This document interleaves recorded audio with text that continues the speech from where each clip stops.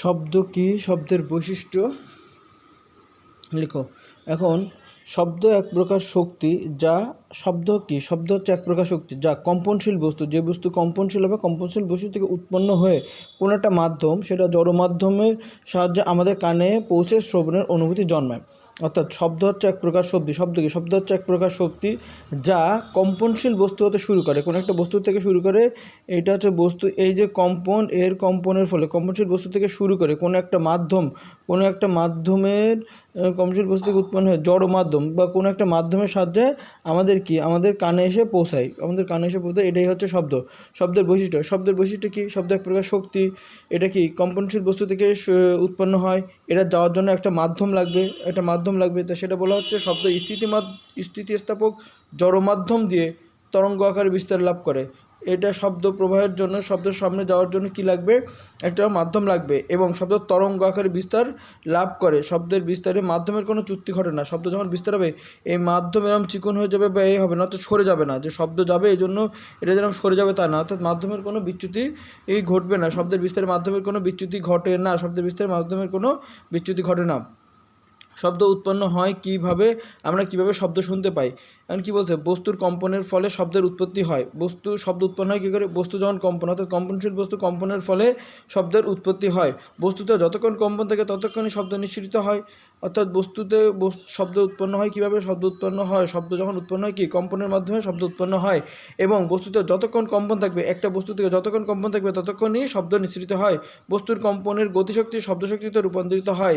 কী করে, এই যে যখন এটা কম্পন হয়, এটা কী করে আমরা শুনি, এটা শব্দশক্তি কম্পন গতিশক্তি শব্দশক্তিতে রূপান্তরিত হয়। এই শব্দশক্তি স্থিতিস্থাপক জড় মাধ্যমে, এটা হচ্ছে শব্দশক্তি গতিশক্তি শব্দশক্তিতে রূপান্তরিত হয়ে কোনো একটা মাধ্যমের মাধ্যমে কোনো মাধ্যমের মাধ্যমে তরঙ্গ আকারে আমাদের কানে পৌঁছায়। অর্থাৎ শব্দ কীভাবে উৎপন্ন যদি হয়, এই প্রশ্নটা যদি থাকে, তাহলে বস্তুর কম্পনের ফলেই শব্দের উৎপত্তি হয়। শব্দের উৎপত্তি কী হবে, বস্তুর কম্পনের ফলেই। বস্তুতে যতক্ষণ কম্পন থাকবে ততক্ষণে শব্দ নিঃসৃত হবে। বস্তুর কম্পনের ফলে গতিশক্তি শব্দশক্তিতে রূপান্তরিত হয়। এখন কথা হচ্ছে যে এই যে শব্দশক্তি স্থিতিস্থাপক, এখানে জড় মাধ্যমটা বলতে, আমরা কোনো একটা মাধ্যম বলতে জড় মাধ্যম, আমরা বলবো স্থিতিস্থাপক জড় মাধ্যমের মধ্যে দিয়ে তরঙ্গ আকারে আমাদের কর্ণে পৌঁছায়। এখন বলছে আমরা কিভাবে শুনতে পাই, শব্দ কিভাবে একটা উৎপন্ন হচ্ছে। শব্দ উৎপন্ন হচ্ছে এই জায়গার থেকে, এই প্রসেসটা, শব্দ উৎপন্ন হচ্ছে এই প্রসেসটা। আর আমরা কীভাবে শুনতে পাই, এই প্রসেসটা আমরা যখন শব্দ শুনতে পাই তখন এইভাবে লিখবো যে কম্পনশীল বস্তুর থেকে সৃষ্ট কম্পন স্থিতিস্থাপক জড় মাধ্যম দিয়ে আমাদের কানের বহিকর্ণের টিম্প্যানিক পর্দায়, বহিকর্ণের টিম্প্যানিক পর্দায় আঘাত করে। কী করে, বহিকর্ণের টিম্প্যানিক পর্দায় আঘাত করে। ফলে টিম্প্যানিক পর্দার কম্পনের ফলে যে টিম্প্যানিক পর্দার কম্পনের ফলে এর সাথে লেগে থাকা আরও তিনটি, একটা হচ্ছে টিম্প্যানিতে ম্যালিয়াস, তারপর হচ্ছে দন্তস থেকে ইনকাস, ম্যালিয়াস থেকে ইলিয়াস থেকে ইনকাস থেকে স্টেপিস নামক ক্ষুদ্র অস্থির মাধ্যমে আমাদের মধ্যকর্ণ থেকে বহিকর্ণে কী আছে, টিমোপ্যানিক পর্দা। এগুলো মধ্যকর্ণে আছে কি ম্যালিয়াস, ইনকাস এবং স্টেপিস। এর মাধ্যমে অন্তকর্ণের ক্ষুদ্র অস্থির মাধ্যমে অন্তকর্ণে গিয়ে পৌঁছায়। অন্তকর্ণে কী আছে, পেরিলিম্ফ নামক কি তরলকে আলোড়িত করে, তরলকে গিয়ে আঘাত করে বা আলোড়িত করে। ফলে অডিটরি স্নায়ুতে উদ্দীপনা সৃষ্টি হয়। ফলে আমাদের যে অডিটরি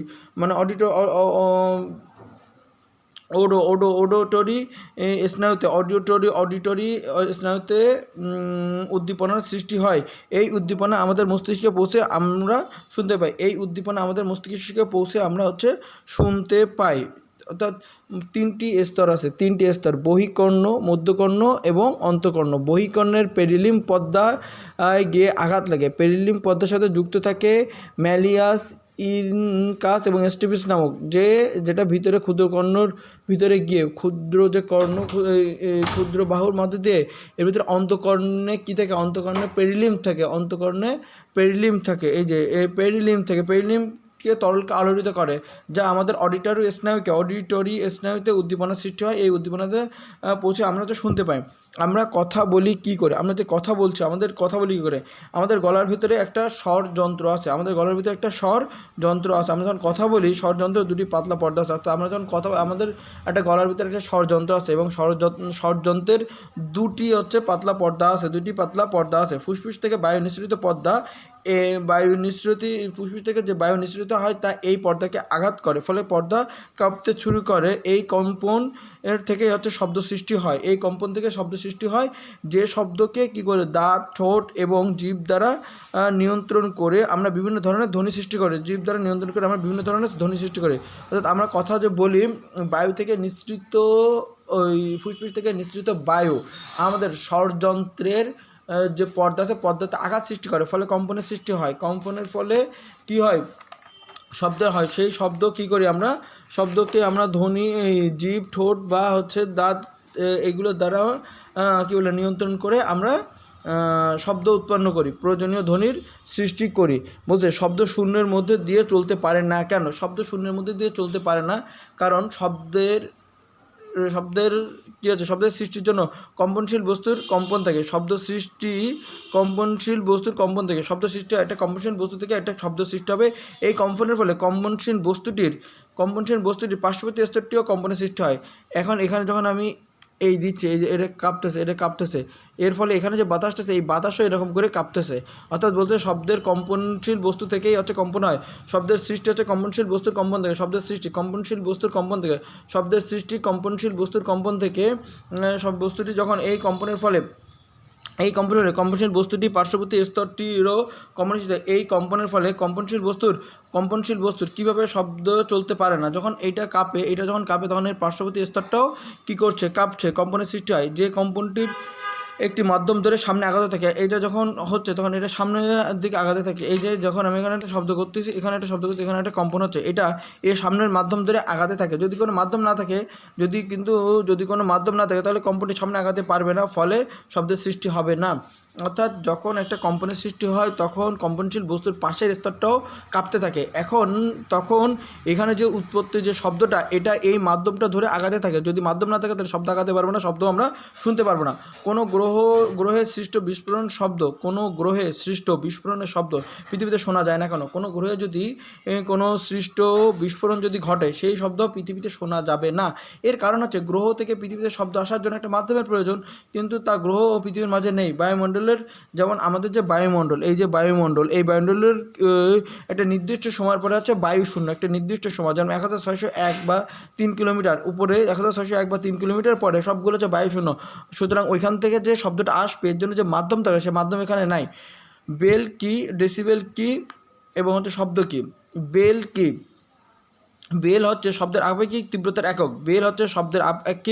বেল আমরা যে ডেসিবেল করি, বেল হচ্ছে শব্দের তীব্রতার একক। এখন এখানে জাস্ট বেল আমরা জানি ডেসিবেল মানে কি? শব্দের তীব্রতার একক ডেসিবেল। ডেসিবেল যখন করবো শব্দের তীব্রতার আপেক্ষিক একক,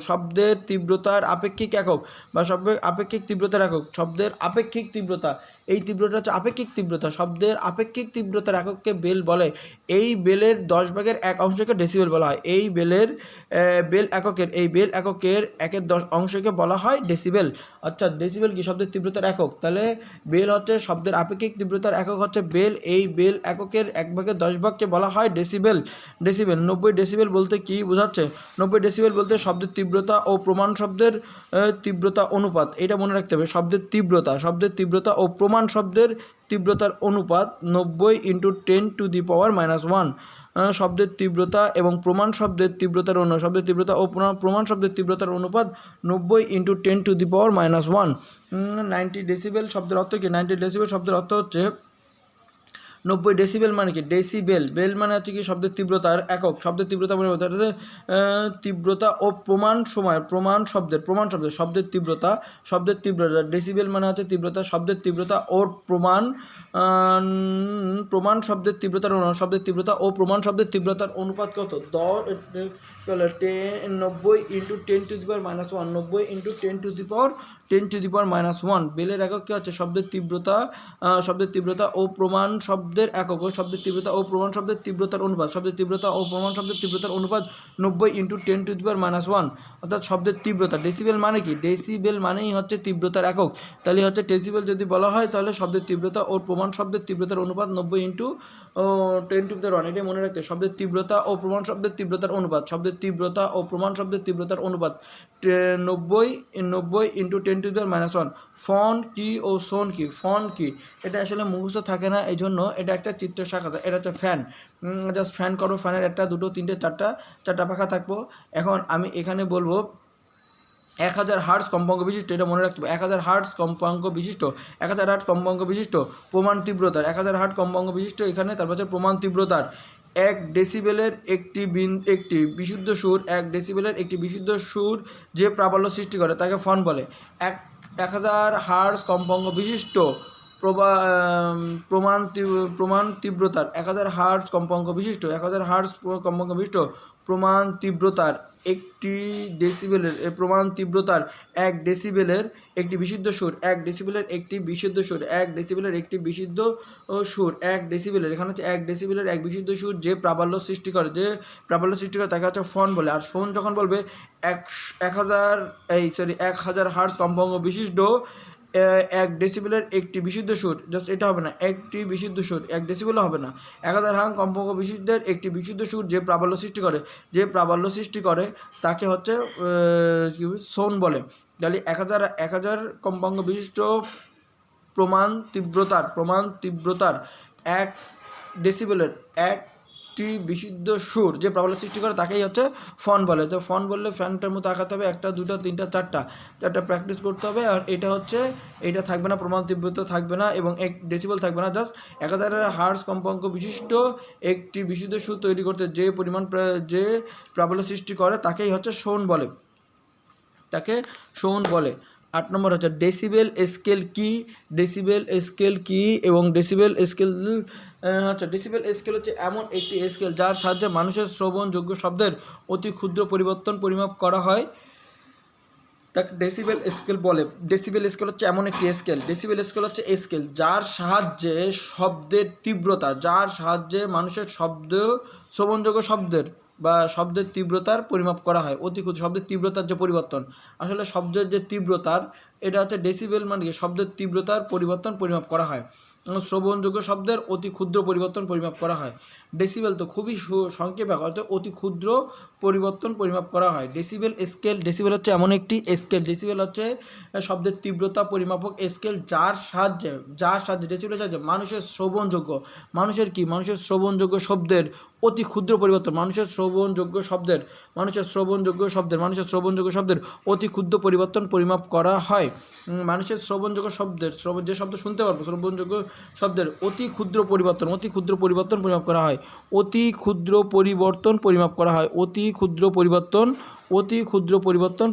করা হয়, তাকে ডেসিবেল বলে। মানুষের স্বাভাবিক শ্রবণসীমা কত শ্রুতিসীমার উপরে মানুষ বধির হতে পারে? মানুষের স্বাভাবিক শ্রবণসীমা কত? মানুষের স্বাভাবিক শ্রবণসীমা হচ্ছে 20 থেকে 2000 হার্টজ। মানুষের স্বাভাবিক শ্রবণসীমা কত ডেসিবেল, কত বধির হতে পারে? 105 ডেসিবেল। তাহলে হচ্ছে শ্রবণসীমাও কত? শ্রবণসীমা হচ্ছে 60 থেকে 65 ডেসিবেল, মানুষের শ্রবণসীমা হচ্ছে 60 থেকে 65 ডেসিবেল, শ্রবণসীমা 60 থেকে 65 ডেসিবেল। মানুষের কান কত তীব্রতা সম্পন্ন শব্দ সহ্য করতে পারে? আমাদের সহ্য করতে পারে হচ্ছে 80 থেকে 90, কান 80 থেকে 90, কানে হচ্ছে কান 90 থাকবে, কানে হচ্ছে 90, তাহলে 90, 80 থেকে 90, 85 থেকে 90, এরকম। আমাদের শ্রবণসীমা স্বাভাবিকভাবে শুনতে পারবে 60 থেকে 70, স্বাভাবিক 60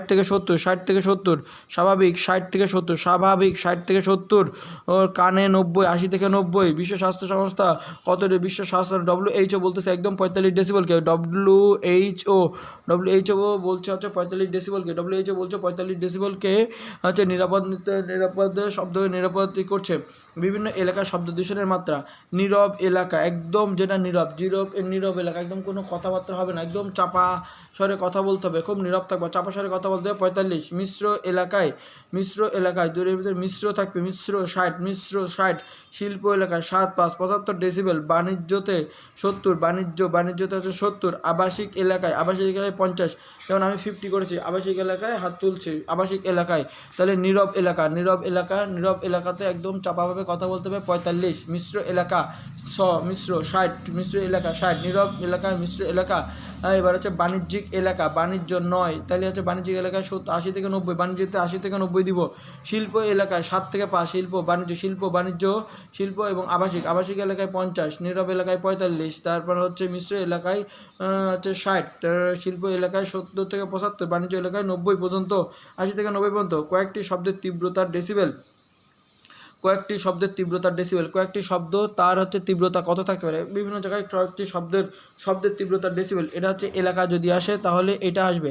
আর কয়েকটি শব্দ কী শব্দ কীরকম হতে পারে, যেরকম পাতার শব্দ 30, পাতার শব্দ হচ্ছে 10 ডেসিবেল। তারপর হচ্ছে ঘড়ির কাটার শব্দ হচ্ছে 30 ডেসিবেল, 30 ডেসিবেল। তাহলে হচ্ছে পাতার যে শব্দ, একদম পাতার শব্দ, এটা সবচেয়ে কম, 10 ডেসিবেল, পাতার শব্দ 10 ডেসিবেল, ঘড়ির কাটার শব্দ 30 ডেসিবেল, ফিস করে কথা বলার শব্দ 30 ডেসিবেল, স্বাভাবিক কথাবার্তার শব্দ 50 ডেসিবেল, স্বাভাবিক বলবো হচ্ছে 50 ডেসিবেল, হট্টগোল করবো 60 ডেসিবেল, শ্রেণীকোণের শব্দ 60 ডেসিবেল, কিন্তু হট্টগোল করবো 80, হট্টগোল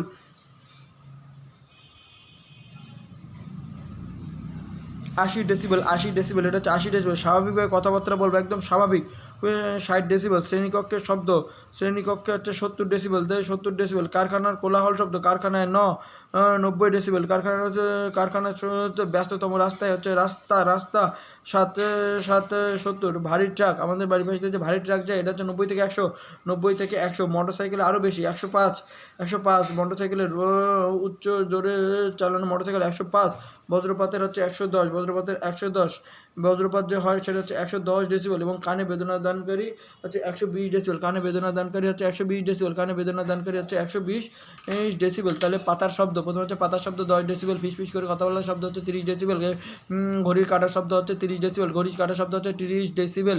তারপর হচ্ছে শ্রেণীকক্ষে স্বাভাবিক কথাবার্তা হচ্ছে 50 ডেসিবেল, তারপর শ্রেণীকক্ষে যেটা কথা বলবো সেটা 60 ডেসিবেল। তারপর হচ্ছে হট্টগোলের শব্দ হচ্ছে 80 ডেসিবেল, কারখানার উচ্চ শব্দ হচ্ছে 90 ডেসিবেল। তারপরে হচ্ছে কি ব্যস্ততম রাস্তা হচ্ছে 70 ডেসিবেল, ভারী ট্রাকে 90, মোটরসাইকেলে 105, বজ্রপাতে 110, কানে বেদনা সৃষ্টি করে এটা হচ্ছে 120।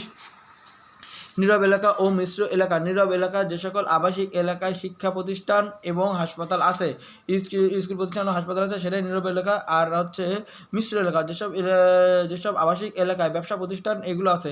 নীরব এলাকা বলতে হচ্ছে ধানমন্ডিকে বোঝাচ্ছে, মিশ্র এলাকা বলতে মতিঝিলকে বোঝাচ্ছে। কম্পাঙ্ক কি বা ফ্রিকোয়েন্সি কি, এর একক কি? ফ্রিকোয়েন্সির একক হচ্ছে হার্টজ, ঠিক আছে। কোনো বস্তু, আচ্ছা বলতেছে কম্পাঙ্ক, এটা কি? কোনো কম্পনশীল বস্তু 1 সেকেন্ডে যতগুলো কম্পনের সৃষ্টি করে তাই কম্পাঙ্ক। কোনো কম্পনশীল বস্তু 1 সেকেন্ডে যতগুলো কম্পনের সৃষ্টি করে তাই হচ্ছে কম্পাঙ্ক। কম্পাঙ্ক কি? কম্পাঙ্ক হচ্ছে কোনো কম্পনশীল বস্তু 1 সেকেন্ডে যতগুলো কম্পনের সৃষ্টি করে তাই হচ্ছে কম্পাঙ্ক। কোনো কম্পনশীল বস্তু কম্পাঙ্ক কি? কম্পাঙ্ক হচ্ছে কম্পনের সৃষ্টি হবে 1 সেকেন্ডে যতগুলো কম্পনের সৃষ্টি করে সেটাই হচ্ছে কম্পাঙ্ক। অঙ্ক 1 সেকেন্ডে কম্পাঙ্ক হচ্ছে কোনো কম্পনশীল বস্তু 1 সেকেন্ডে যতগুলো কম্পনের সৃষ্টি করে। কম্পাঙ্ক হচ্ছে কোনো কম্পনশীল বস্তু 1 সেকেন্ডে যতগুলো, এটা মনে রাখার জন্য আমাকে এরকম করে দিতে পারে, এই তো এই যে কম্পনশীল 1 সেকেন্ড, এটা সবসময় মনে রাখতে হবে। 1 সেকেন্ড, কোনো কম্পনশীল বস্তু 1 সেকেন্ডে যতবার কম্পনের সৃষ্টি হয়, 1 সেকেন্ডে যতগুলো কম্পনের সৃষ্টি হয়, কোনো কম্পনশীল বস্তু 1 সেকেন্ডে যতগুলো কম্পনের সৃষ্টি হয় তাই হচ্ছে কম্পাঙ্ক। ইনফ্রাসনিক এবং আল্ট্রাসনিক শব্দ কি? ইনফ্রাসনিক ও আল্ট্রাসনিক শব্দ কি? এদের ব্যবহার লিখো। ইনফ্রান্সিক, আর একটা হচ্ছে ইনফ্রান্সিক, একটা হচ্ছে আল্ট্রাসনিক। আল্ট্রাসনিক হচ্ছে শব্দ শ্রবণোত্তর শব্দ, শ্রবণোত্তর শব্দ মানে অতিরিক্ত শব্দ। এখন যদি শ্রবণোত্তর শব্দ মানে আল্ট্রাসনিক শব্দ, শ্রবণোত্তর শব্দ মানে আল্ট্রাসনিক শব্দ। বাদুর চলাফেরা করে আল্ট্রাসনিক শব্দ বা শ্রবণোত্তর শব্দের মাধ্যমে। ইনফ্রাসনিক কি? ইনফ্রাসনিক হচ্ছে শব্দোত্তর বা অবশ্রুতি। ইনফ্রাসনিক হচ্ছে শব্দোত্তর বা অবশ্রুতি। ইনফ্রাসনিক হচ্ছে শব্দোত্তর, শব্দ উত্তর নট শ্রবণোত্তর, শব্দের উপরে শব্দ উত্তর শব্দ। অবশ্রুতি মানেই হচ্ছে ইনফ্রাসনিক, অবশ্রুতি মানে ইনফ্রাসনিক, শব্দ উত্তর শব্দের চেয়ে বেশি, নট শ্রবণের থেকে বেশি, শব্দের চেয়ে বেশি। অর্থাৎ যে শব্দ তরঙ্গের কম্পাঙ্ক, যে কম্পনশীল বস্তুর কম্পাঙ্ক প্রতি সেকেন্ডে 20 বারের কম তাকে ইনফ্রাসনিক। যে কম্পনশীল বস্তুর কম্পন, এটা মনে রাখতে হবে, যে কম্পনশীল বস্তুর কম্পন প্রতি সেকেন্ডে 20 বারের কম, সেটা হচ্ছে ইনফ্রাসনিক শব্দোত্তর বা অবশ্রুতি বা শ্রুতিপূর্ব শব্দ। আর যে কম্পনশীল বস্তুর কম্পন প্রতি সেকেন্ডে 20 থেকে 20,000-এর মধ্যে তাকে শ্রবণোত্তর শব্দ বা আল্ট্রাসনিক শব্দ বলে।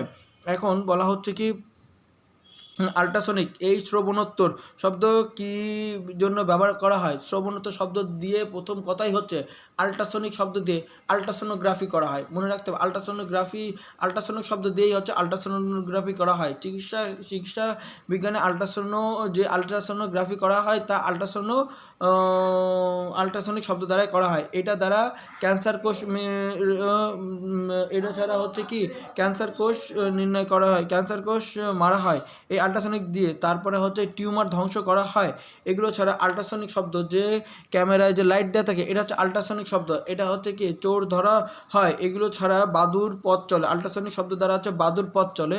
বাদুর হচ্ছে আল্ট্রাসনিক শব্দ দ্বারা হচ্ছে বাদুর পথ চলে। এগুলো ছাড়া আমাদের কি হয়, আমরা যে সমুদ্রের গভীরতা নির্ণয় করছি, সমুদ্রের গভীরতা নির্ণয় করা, তারপর হচ্ছে ডুবোজাহাজের অবস্থান নির্ণয় করা, এগুলোর জন্য হচ্ছে আল্ট্রাসনিক শব্দের ব্যবহার করা হয়।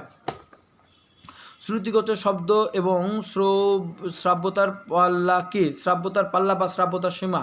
শ্রুতিগত শব্দ, যে শব্দ আমরা শুনতে পারি, যে রেঞ্জের শব্দ আমরা শুনতে পারি, অর্থাৎ যে কম্পনসীমার শব্দ মানুষ শুনতে পায়, যে কম্পনসীমার শব্দ অর্থাৎ যে শব্দ মানুষ শুনতে পায়, মানুষের শ্রবণের যোগ্য যে কম্পনসীমার শব্দ, অর্থাৎ এখানে যে কম্পনসীমা, এই যে কম্পনসীমার শব্দ মানুষ শুনতে পায় সেটাই হচ্ছে শ্রুতিগোচর শব্দ। এই কম্পনসীমা 20 থেকে 20,000 হার্টজ। আর শ্রাব্যতার পাল্লা বা সীমা, কম্পনশীল, এবার হচ্ছে শ্রাব্যতার সীমা বা পাল্লা, কম্পনশীল বস্তুর কম্পন প্রতি সেকেন্ডে এত এর মধ্যে হলে মানুষ শুনতে পায়। এই 20 থেকে 20,000-এর সীমাকে মানুষ শুনতে পায়। মানে শ্রব্যতার পাল্লা মানে শ্রব্যতার সীমা, এই সীমা কোনো বস্তুর কম্পন 1 সেকেন্ডে 20 থেকে 20,000-এর ভিতরে হলে মানুষ শুনতে পায়। এই 20 থেকে 20,000 হার্টজের কম্পাঙ্কের শব্দকেই হচ্ছে এই সীমাকে 20 থেকে 20,000 হার্টজের শ্রব্যতার সীমাকেই বলা হয় শ্রব্যতার পাল্লা বা সীমা। এবার হচ্ছে তরঙ্গ রেখা কি ও তরঙ্গ গতি কি? তরঙ্গ রেখা কি? তরঙ্গ যে রেখা দিয়ে যায়, আচ্ছা তরঙ্গ রেখা দিয়ে যাওয়ার সময় মাধ্যমের যে বিচ্যুতি হবে, দেখো বিষয়টা হচ্ছে এইটাই। তরঙ্গ রেখা কম্পনশীল বস্তুর কম্পনের ফলে এর পার্শ্ববর্তী মাধ্যমের কণাগুলোর মধ্যে যে আন্দোলনের সৃষ্টি হয় তাকে তরঙ্গ বলে। অর্থাৎ যে আন্দোলনের সৃষ্টি হয় কম্পনশীল বস্তু কম্পনের ফলে তার পার্শ্ববর্তী যে মাধ্যম, এই মাধ্যমের যে কম্পনের সৃষ্টি হয়, কম্পনশীল বস্তুর কম্পনের ফলে এর পার্শ্ববর্তী মাধ্যমের যে কণা, এই কণাগুলোর মধ্যে যে আন্দোলনের সৃষ্টি হয় তাকে তরঙ্গ বলে। এই তরঙ্গের উপর মাধ্যমের কণাগুলো, এই যে তরঙ্গ যে মাধ্যমের পরে এই যে মাধ্যমের ভিতরে যে আন্দোলনের সৃষ্টি হচ্ছে, এই আন্দোলনের সৃষ্টি হচ্ছে তাই হচ্ছে তরঙ্গ। এই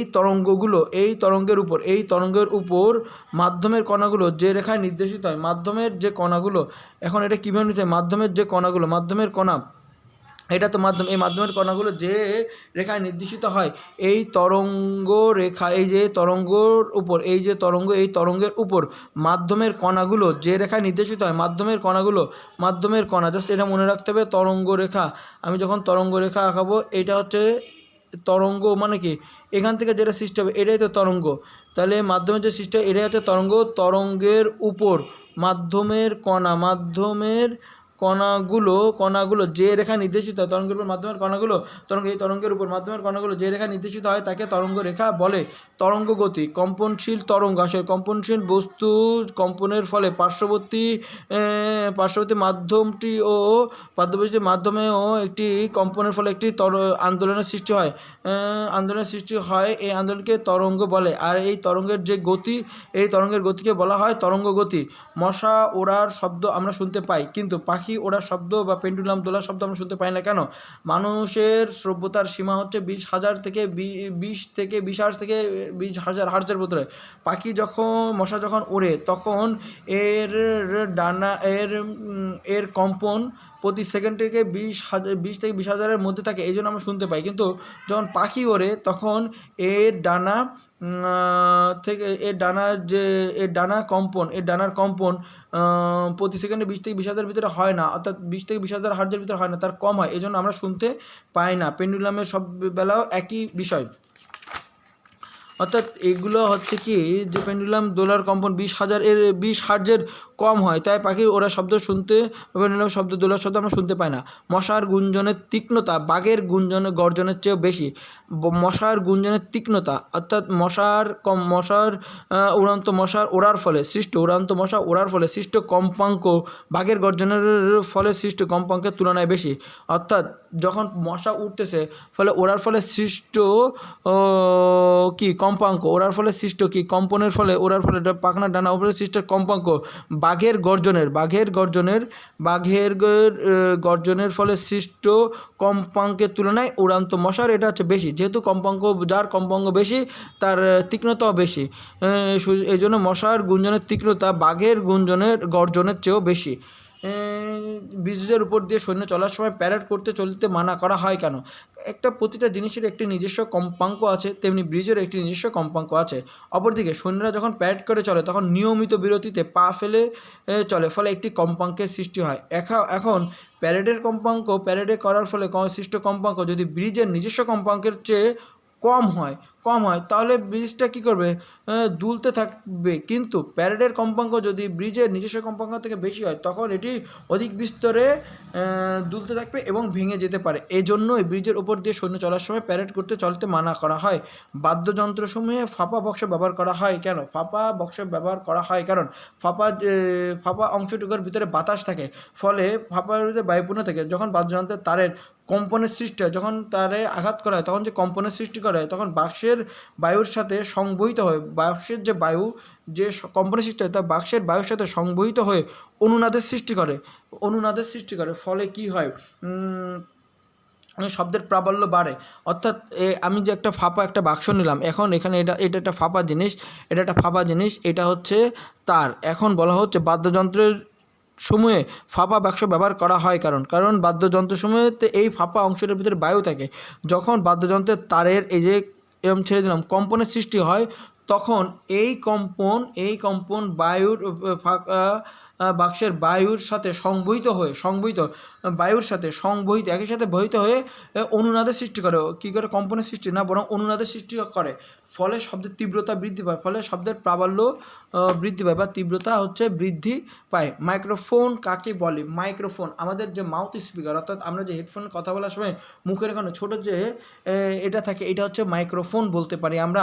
অর্থাৎ মাইক্রোফোন হচ্ছে এটাকে আমরা অন্যভাবে বলতে হবে ইলেকট্রো অ্যাকাউস্টিক ট্রান্সডিউসার। এটা মনে রাখতে হবে, অ্যাকাউস্টিক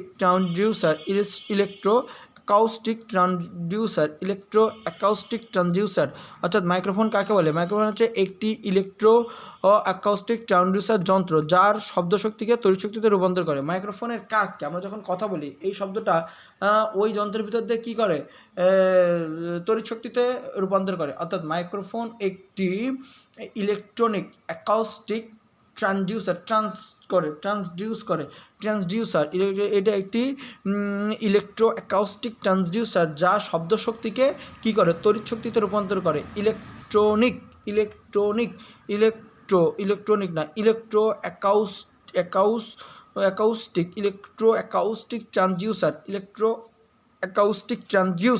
যা শব্দশক্তিকে তড়িৎশক্তিতে রূপান্তর করে। মাইক্রোফোন কত প্রকার? 2 প্রকার। একটা হচ্ছে বায়ুর ফলে অর্থাৎ প্রেশার অপারেটেড মাইক্রোফোন, আরেকটা হচ্ছে ভেলোসিটি অপারেটেড মাইক্রোফোন। একটা হচ্ছে প্রেশার অপারেটেড মাইক্রোফোন, আরেকটা হচ্ছে ভেলোসিটি অপারেটেড মাইক্রোফোন। একটা হচ্ছে প্রেশার অপারেটেড মাইক্রোফোন, আর একটা হচ্ছে ভেলোসিটি অপারেটেড মাইক্রোফোন। একটা প্রেশার অপারেটেড মাইক্রোফোন, আর একটা হচ্ছে velocity operated microphone. Pressure operated microphone হচ্ছে দুই প্রকার। আমরা যে মাউথ স্পিকার থাকে দেখব যে এখান থেকে দুইটা নল চলে গেছে, এই যে মাউথ পিসের এখান থেকে দুইটা নল চলে গেছে। তাহলে মাইক্রোফোনটা কত প্রকার? দুই প্রকার। একটা হচ্ছে প্রেশার অপারেটেড মাইক্রোফোন, একটা হচ্ছে ভেলোসিটি অপারেটেড মাইক্রোফোন। এখন প্রেশার অপারেটেড মাইক্রোফোনটা কি? এই ধরনের মাইক্রোফোনে বায়ুর চাপের তারতম্যের ফলে শব্দের তরঙ্গ মাইক্রোফোন কর্তৃক বায়ুর চাপের তারতম্য যদি ঘটে, তাহলে আমাদের যে আমরা যে শব্দ তরঙ্গ সৃষ্টি করি, শব্দ তরঙ্গ মাইক্রোফোন কর্তৃক বিদ্যুৎ তরঙ্গে রূপান্তরিত হয়।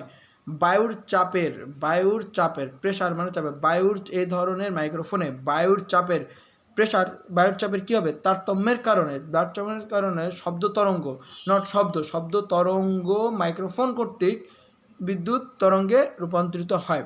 আর ভেলোসিটি, এটা আসলে এই ধরনের মাইক্রোফোনে বায়ুর ঘনত্ব না, বায়ুর গতির তারতম্যের। এখানে হচ্ছে বায়ুর গতির হবে। বায়ুর গতির তারতম্যের কারণে এই ধরনের মাইক্রোফোনে বায়ুর গতির তারতম্য ঘটলে শব্দ তরঙ্গ মাইক্রোফোন কর্তৃক বিদ্যুৎ তরঙ্গে রূপান্তরিত হয়। বায়ুর গতির তারতম্য ঘটলে শব্দ তরঙ্গ মাইক্রোফোন কর্তৃক বিদ্যুৎ তরঙ্গে রূপান্তরিত হয়। এই ধরনের মাইক্রোফোনে বায়ুর যেহেতু ভেলোসিটি গতির তারতম্য ঘটলে শব্দ তরঙ্গ মাইক্রোফোন কর্তৃকই বিদ্যুৎ তরঙ্গে রূপান্তরিত হয়। এখন বলছে মাইক্রোফোন যেভাবে কাজ করে, বা ডায়নামিক মাইক্রোফোন যেভাবে কাজ করে, মাইক্রোফোন যদি যেভাবে কাজ করে, ডায়নামিক যদি কীভাবে কাজ করে, তাহলে এখানে সে ডায়াফ্রাম আছে সেইভাবে ব্যাখ্যা করতে হবে। এখন এখানে ব্যাখ্যা করা যাক। বলছে মাইক্রোফোনের সামনে যদি আমি উৎপন্ন করি, মাইক্রোফোনের সামনে শব্দ উৎপন্ন করলে আমরা দেখাচ্ছে একটা মাইক্রোফোন এর সামনে আমি যদি শব্দ উৎপন্ন করলাম, মাইক্রোফোনের মধ্যকার একটা ডায়াফ্রাম থাকবে, ডায়াফ্রামের কম্পনের সৃষ্টি হবে। এই ডায়াফ্রামের সাথে একটা এনামেল কয়েল যুক্ত থাকে, অর্থাৎ ওর সাথে একটা কয়েল যুক্ত থাকায় এটিও কাঁপতে থাকবে। অর্থাৎ ওই যে আমরা যখন কথা বলছি তখন ওখানে একটা ডায়াফ্রাম থাকে, এই ডায়াফ্রামে আঘাত করে, ফলে ডায়াফ্রাম কাঁপতে থাকে। ডায়াফ্রামের অপোজিট প্রান্তে একটি এনামেল কয়েল যুক্ত থাকায় এটিও কাঁপতে থাকে। এখন এই এনামেল কয়েলটি আবার চুম্বকের সাথে লেগে থাকে। এভাবে যখন কাঁপে তখন এনামেল কয়েল এবং চুম্বক ক্ষেত্রের চুম্বক যে ক্ষেত্র, সে এনামেল কয়েলের কম্পন চুম্বক ক্ষেত্রে এনামেল কয়েলের কম্পন চুম্বক ক্ষেত্রের চুম্বক ক্ষেত্রে যে একটা গতিশীল করে, ফলে কি হয়? তড়িৎ প্রবাহ আবিষ্ট করে। তখন কি করে? চুম্বক ক্ষেত্রে তড়িৎ প্রবাহ সৃষ্টি করে। অর্থাৎ আমি যখন কথা বলছি ডায়াফ্রামটা যখন কাঁপবে তখন অপোজিট সাইডে যে একটা থাকবে, এনামেল কয়েল থাকবে। এই এনামেল কয়েলটা, আর এটা হচ্ছে চুম্বক, তো এই চুম্বকের কাছে কী হবে? এরকম লাগবে আর আসবে, ফলে এখানে চুম্বক ক্ষেত্রে কী হবে? চুম্বক ক্ষেত্রে একটি তড়িৎ প্রবাহের সৃষ্টি হবে। তো চুম্বক ক্ষেত্রে একটি তড়িৎ প্রবাহ সৃষ্টি হবে। এই যে তড়িৎ প্রবাহটা হচ্ছে, এটা হচ্ছে মডুলেট করে কাঙ্ক্ষিত স্থানে পাঠাবে। অর্থাৎ তখন এখানে দিলেই হচ্ছে কি, শব্দশক্তি তড়িৎ শক্তিতে রূপান্তরিত হলো। এখন এই তড়িৎ শক্তিকে মডুলেট করে সামনের দিকে পাঠিয়ে দিবে লাউড স্পিকারের মাধ্যমে প্রকাশ হওয়ার জন্য বা যে কারো কেউ করার জন্য। বাট কথা হচ্ছে যে এটা যখন কথা বলবো তখন এটা কাঁপবে, এর পিছনে এনামেল কয়েল থাকবে, সেটা কাঁপবে। চুম্বক ক্ষেত্র আছে, সেই চুম্বক ক্ষেত্রে এরকম করে গতিশীল চুম্বক ক্ষেত্রের ভিতরে কি অগ্রপশ্চাৎ গতিশীল করে, ফলে চুম্বক ক্ষেত্রে একটি ইলেকট্রিকের কী হবে? একটি তড়িৎ প্রবাহ সৃষ্টি হবে। অর্থাৎ শব্দশক্তি তড়িৎ শক্তিতে রূপান্তরিত হয়ে গেল। এখন এই শক্তিটাকে কী করে? মডুলেট করে কাঙ্ক্ষিত স্থানে পাঠাবে। এটাই হচ্ছে মাইক্রোফোনের কাজ। আর লাউড স্পিকারের কাজটা হচ্ছে, মাইক্রোফোন যেমন আমরা যে কথা বলছি, আর লাউড স্পিকার মানে আমাদের এই কথাটা মাইক্রোফোন, যেমন আমি মাইক্রোফোন ধরে কথা বলছি আর লাউড স্পিকার হচ্ছে এক জায়গায় লাগানো। তো আমি যখন কথা বলছি শব্দশক্তিটা আস্তে করে কোথায় চলে যাচ্ছে? তড়িৎ শক্তিতে রূপান্তরিত হচ্ছে। এখন এই তড়িৎ শক্তিটা লাউড স্পিকারের কাজ হচ্ছে এই যে তড়িৎ শক্তিকে শব্দশক্তিতে রূপান্তর করে দেওয়া, এই তড়িৎ শক্তিকে শব্দশক্তিতে রূপান্তর করা, হচ্ছে রূপান্তর করা। যাক, এখন লাউড স্পিকার কি? মাইক্রোফোন হচ্ছে মাইক্রোফোন হচ্ছে ইলেকট্রো অ্যাকাউস্টিক ট্রান্সডিউসার।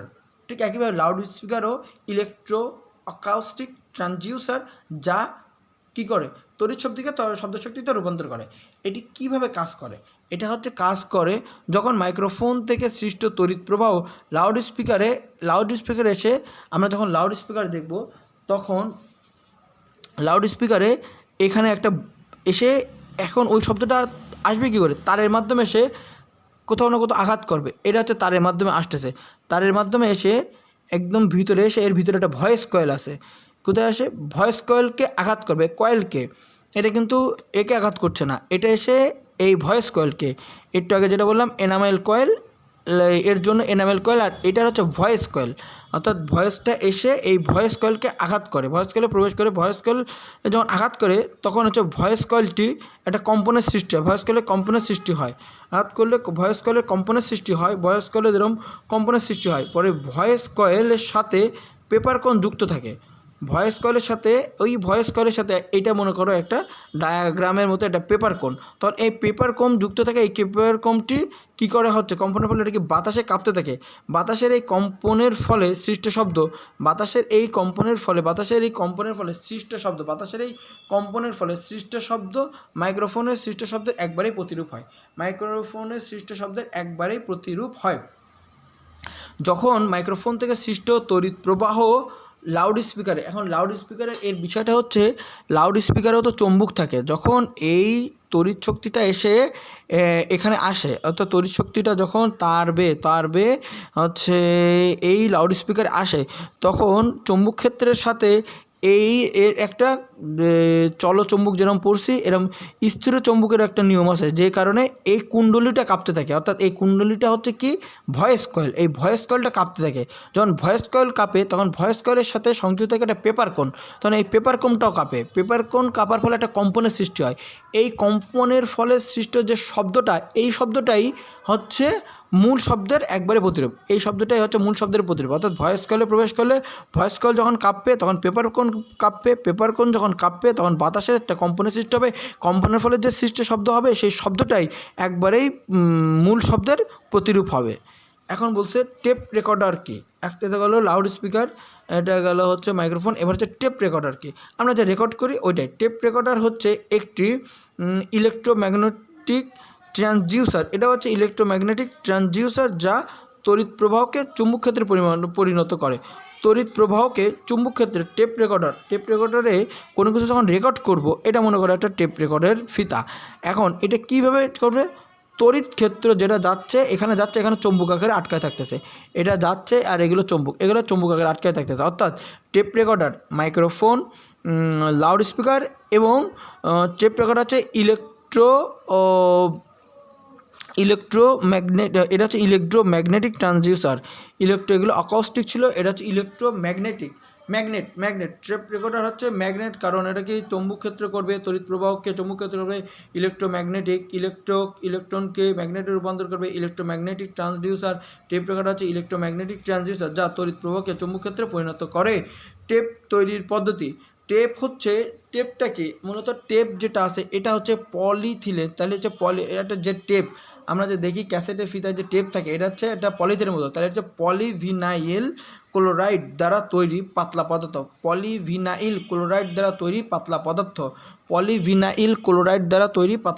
টেপ হচ্ছে পলিভিনাইল ক্লোরাইড দ্বারা তৈরি পাতলা পদার্থ, যার একটা টেপের পলিভিনাইল ক্লোরাইড দ্বারা তৈরি পাতলা পদার্থ, যার দুইটি পাশ থাকে, একটি পাশ অনুজ্জ্বল, একটি পাশ উজ্জ্বল।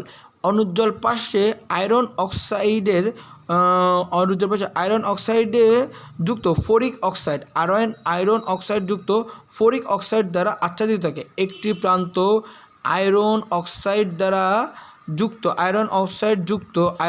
যুক্ত ফোরিক অক্সাইড দ্বারা যুক্ত থাকে। এই পাশটা হচ্ছে অনুজ্জ্বল পাশও থাকে, অন্য পাশটা হচ্ছে উজ্জ্বল। এটাই হচ্ছে টেপ, এইভাবে তৈরি করা হয়। আচ্ছা, টেপ হচ্ছে পলিভিনাইল ক্লোরাইডের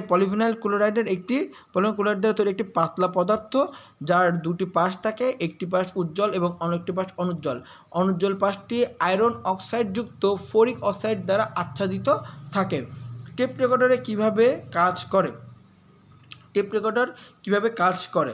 আমরা যখন কথা বলছি আমাদের কথা বা যে শব্দের আমরা যে কথা বলছি এর যে ফলে সৃষ্ট কম্পন মাইক্রোফোনে পরিবর্তনশীল ইলেকট্রিক্যাল ইম্পালস তৈরি করছে। মাইক্রোফোনে কী করছে? পরিবর্তনশীল ইলেকট্রিক্যাল ইম্পালস তৈরি করে। পরিবর্তনশীল ইলেকট্রিক্যাল ইম্পালস তৈরি করে। এই পরিবর্তনশীল ইলেকট্রিক্যাল ইম্পালসকে বিবর্ধকের মাধ্যমে পাঠানো হয়। আমরা যখন কথা বলছি তখন কি হচ্ছে? এইখানে একটা পরিবর্তনশীল ইলেকট্রিক্যাল ইম্পালস তৈরি হচ্ছে। এইটাই হচ্ছে পালস বিট, অর্থাৎ পরিবর্তনশীল ইলেকট্রিক্যাল ইম্পালস তৈরি হচ্ছে। আমরা যখন কথা বলি তখন এখান থেকে এটা মনে রাখতে পারি, এটা হচ্ছে আমরা কথা বলছি, এটা হচ্ছে আমরা কথা বলছি, হচ্ছে আমরা মানুষ। আমরা যখন কথা বলি তখন মাইক্রোফোনে, তখন এইটা হচ্ছে মাইক্রোফোন। মাইক্রোফোনে কী হচ্ছে? পরিবর্তনশীল ইলেকট্রিক্যাল ইম্পালস, পরিবর্তনশীল ইলেকট্রিক্যাল ইম্পালস পিইই, অর্থাৎ AEPEE পরিবর্তন। আমরা যখন কথা বলি তখন মাইক্রোফোনে একটি পরিবর্তনশীল ইলেকট্রিক্যাল ইম্পালসের সৃষ্টি হয়। এই পরিবর্তনশীল ইলেকট্রিক ইম্পালসকে কী বলে? বিবর্ধকের মাধ্যমে, অর্থাৎ ম্যাগনিফাই করা হয়। বিবর্ধকের মাধ্যমে পাঠানোর পর বিবর্ধিত সংকেতকে বিবর্ধকের মাধ্যমে পাঠানো হয়। পরিবর্তনশীল ইলেকট্রিক ইম্পালসকে বিবর্ধকের মাধ্যমে পাঠানো হয়। ফলে পরিবর্তনশীল ইলেকট্রিক ইম্পালস পাঠানোর পর এই যে বিবর্ধিত যে সংকেত, এটা যে বিবর্ধিত সংকেতে ইলেকট্রোম্যাগনেটিক হেড এর নিকট পাঠানো হয়। এটা কোথায় পাঠানো হয়? পরিবর্তনশীল ম্যাগনিফায়ারের মাধ্যমে সৃষ্ট সংকেতকে ইলেকট্রোম্যাগনেটিক কী বলে? হেডের নিকট পাঠানো হয়। ইলেকট্রোম্যাগনেট হেডে, এই হেডে খুব ক্ষুদ্র ক্ষুদ্র ছিদ্র আছে, এই হেডে খুব ক্ষুদ্র ক্ষুদ্র ছিদ্র থাকে। এখন রেকর্ডিংয়ের সময়, এখন যখন রেকর্ড করছি, রেকর্ডিংয়ের সময় টেপটি ইলেকট্রোম্যাগনেট হেডের নিকট দিয়ে যায়। আচ্ছা, ওই অনুজ্জ্বল পাশটি এর নিকট দিয়ে যায়। এ সময় ইলেকট্রিক্যাল ইম্পালস এর বিবর্ধিত সংকেত, অর্থাৎ এই যে সংকেত পরিবর্তনশীল ইলেকট্রিক্যাল ইম্পালসের যে বিবর্ধিত সংকেতটি ইলেকট্রোম্যাগনেটিক হেডের ছিদ্রপথ দিয়ে যখন এটার পাশ দিয়ে টেপ যায়, তখন এই ছিদ্রপথ যেটা চৌম্বক ক্ষেত্রের সৃষ্টি করে, একটা চৌম্বক ক্ষেত্র তৈরি করে। তখন টেপটির অনুজ্জ্বল পাশটি, তখন এই টেপের যে অনুজ্জ্বল পাশে যেখানে হচ্ছে আয়রন অক্সাইড যুক্ত ফরিক অক্সাইড যুক্ত আছে, এই উজ্জ্বল পাশটি এই চৌম্বক ক্ষেত্রে অতিক্রম করে তখন টেপের অনুজ্জ্বল পাশে আয়রন অক্সাইডের সাথে বিক্রিয়া করে। তখন এখানে যে আয়রন অক্সাইড আছে এর সাথে চৌম্বক ক্ষেত্র এই আয়রন অক্সাইডের সাথে বিক্রিয়া করে মিশ্র একটা সিগন্যাল ধারণ করে। পরে যখন টেপ রেকর্ডার চালানো হয় তখন এই সিগন্যালগুলো শব্দ তরঙ্গ তৈরি করে। এই সিগন্যালগুলো শব্দ তরঙ্গ তৈরি করে। অর্থাৎ যখন আমরা টেপ রেকর্ডারে আমরা টেপ রেকর্ড করব তখন আমি যখন মাইক্রোফোনে কথা বলি তখন এর ভিতরে আমরা যখন মাইক্রোফোনে কথা বলি তখন মাইক্রোফোনে একটা পরিবর্তনশীল ইলেকট্রিক, আমরা যখন কথা বলছি এইটা মনে রাখতে হবে। প্রথমে আমি এই মাইক্রোফোনে কথা বলছি, পরে পরিবর্তনশীল ইলেকট্রিক্যাল ইম্পালসের সৃষ্টি হয়। এই ইলেকট্রিক্যাল ইম্পালসের বিবর্ধকের মধ্য দিয়ে একটি সংকেতের যে বিবর্ধকের মধ্য দিয়ে পাঠানোর ফলে যে সংকেত সৃষ্টি হয় তা ইলেকট্রোম্যাগনেটিক হেড এ পাঠানো হয়। এখন ইলেকট্রোম্যাগনেটিক হেডের খুব কাজ যখন রেকর্ড করা হয় তখন ইলেকট্রোম্যাগনেটিক হেডের খুব কাজ দিয়ে এই টেপ রেকর্ডারের টেপের অনুজ্জ্বল পাশটি অতিক্রম করে। এখন এই ইলেকট্রোম্যাগনেটিক হেড এ অসংখ্য ক্ষুদ্র ক্ষুদ্র ছিদ্র থাকে। ছিদ্র পথে চৌম্বক ক্ষেত্র তৈরি করে। বিবর্ধিত সংকেত, এখানে যে বিবর্ধিত সংকেত ইলেকট্রোম্যাগনেটিক হেডের ছিদ্রপথে এখানকার যে ছিদ্র এর যে সংকেত, এখানের ভিতরে যে সংকেত আছে এই ছিদ্রপথে এর সাথে কি করে, এই যে পলিথিন এর সাথে কি করে ম্যাগনেটিক হেডের চৌম্বক ক্ষেত্র তৈরি করে। তখন ইলেকট্রোম্যাগনেটিক হেডের ছিদ্রপথে এর ভিতরে একটা চৌম্বক ক্ষেত্র তৈরি করে। এই চৌম্বক ক্ষেত্র তৈরি করে। যখন অনুজ্জ্বল পাশে যায় তখন এই চৌম্বক ক্ষেত্র টেপের অনুজ্জ্বল পাশের আয়রন অক্সাইডের সাথে বিক্রিয়া করে সিগন্যাল তৈরি করে। তখন আয়রন অক্সাইডের সাথে বিক্রিয়া করে সিগন্যাল ধারণ করে। পরে যখন টেপ রেকর্ডার চালানো হয় তখন এই সিগন্যালগুলো শব্দ তরঙ্গ তৈরি করে। ভিডিও টেপ রেকর্ডার কীভাবে কাজ করে, যেটা হচ্ছে এটা তো অডিও গেল, ভিডিও টেপ রেকর্ডার। এবার হচ্ছে পরবর্তী কোশ্চেনটা হচ্ছে ভিডিও টেপ রেকর্ডার কীভাবে কাজ করছে। এখানে ভিডিও টেপ রেকর্ডার কাজ করতে গেলে ভিডিও টেপ রেকর্ডারে ধ্বনি ছবি, ভিডিও টেপ রেকর্ডারে একই সাথে ধ্বনি ও ছবি টেপের পৃথক পৃথক অংশে রেকর্ড করা হয়। ভিডিও টেপ রেকর্ডারে একই সাথে ছবি এবং ধ্বনি দুটোই হচ্ছে দেখানো হয়। এক্ষেত্রে এই ধ্বনি এবং ছবি টেপ রেকর্ডের ভিন্ন ভিন্ন অংশে রেকর্ড করা হয়। উপরের অংশে ধ্বনি, মাঝের অংশে চিত্র এবং শেষ অংশে নিয়ন্ত্রক অংশ, টেপের মধ্যম অংশ এবং নিচের অংশে নিয়ন্ত্রক সংকেত রেকর্ড করা হয়। শেষ অংশ হচ্ছে নিয়ন্ত্রক যে সংকেত, এই নিয়ন্ত্রক সংকেত রেকর্ড করা হয়। ভিডিও টেপ রেকর্ডারে ধ্বনি অডিও টেপ রেকর্ডারের মতোই রেকর্ড করা হয়। ভিডিও টেপ রেকর্ডারে ধ্বনি অডিও টেপ রেকর্ডারের মতোই রেকর্ডিং করা হয়। ভিডিও টেপ রেকর্ডারের ধ্বনি অডিও টেপ রেকর্ডারের মতোই রেকর্ডিং করা হয়। ভিডিও টেপ রেকর্ডারের ধ্বনি অডিও টেপ রেকর্ডারের মতোই রেকর্ডিং করা হয়। ভিডিও টেপ রেকর্ডারের যে ধ্বনিটা রেকর্ড করব সেটা হচ্ছে অডিও টেপ রেকর্ডারের মতোই রেকর্ড করা হবে। খালি ভিডিও টেপ রেকর্ডারের চিত্র রেকর্ডের সময় চিত্রকে প্রথমে ইলেকট্রিক সংকেত, আমি যে ছবি তুলতেছি এই ছবিকে প্রথমে ইলেকট্রিক সংকেত এবং পরে বৈদ্যুতিক তরঙ্গে স্থানান্তরিত করা হয়। প্রথমে আমি যে ছবিটা তুলতেছি প্রথমে এটা কি বৈদ্যুতিক সংকেত, পরবর্তীতে হচ্ছে বৈদ্যুতিক তরঙ্গে স্থানান্তরিত করা হয়। প্রথমে হচ্ছে বৈদ্যুতিক সংকেত এবং পরবর্তীতে বৈদ্যুতিক তরঙ্গে স্থানান্তরিত করা হয়। বৈদ্যুতিক সংকেতে স্থানান্তরিত করা হয়। বৈদ্যুতিক সংকেতে স্থানান্তরিত করা হয়। বৈদ্যুতিক সংকেতে স্থানান্তরিত করা হয়। এর পরেরটা হচ্ছে কি পাবলিক অ্যাড্রেস সিস্টেম কি।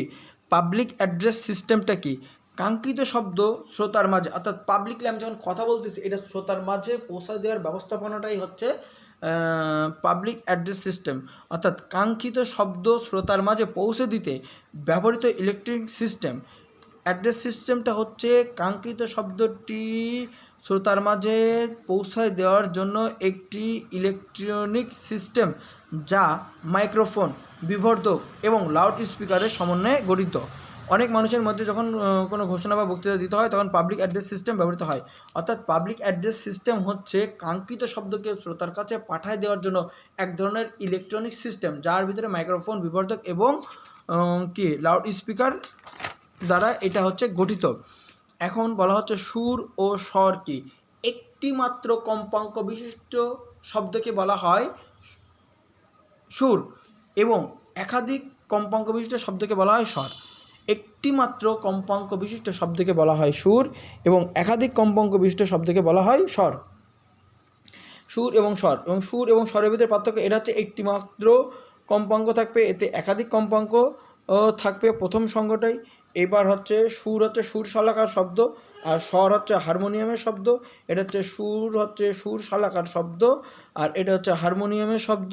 এখানে হচ্ছে স্পন্দিত স্পন্দনের জন্য সুরের সৃষ্টি হয়। কম্পনশীল বস্তু, এখানে হচ্ছে সুরের সৃষ্টি হচ্ছে কম্পনশীল বস্তুর স্পন্দিত স্পন্দনের জন্য সুর, একটা জিনিস হচ্ছে সুর, এটা হচ্ছে সুরেলা মধুর হবে। অর্থাৎ কম্পনশীল বস্তুর স্পন্দিত স্পন্দনের কারণে স্পন্দিত স্পন্দনের জন্য সুরের সৃষ্টি হয়। আর কম্পনশীল বস্তুর পর্যায়বৃত্ত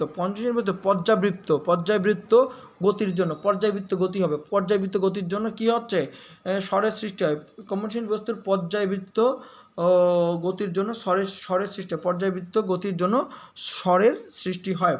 এখন হচ্ছে শব্দ স্বরের বৈশিষ্ট্য। শব্দ স্বর তো আছে, এর ভিতরে শব্দ স্বর।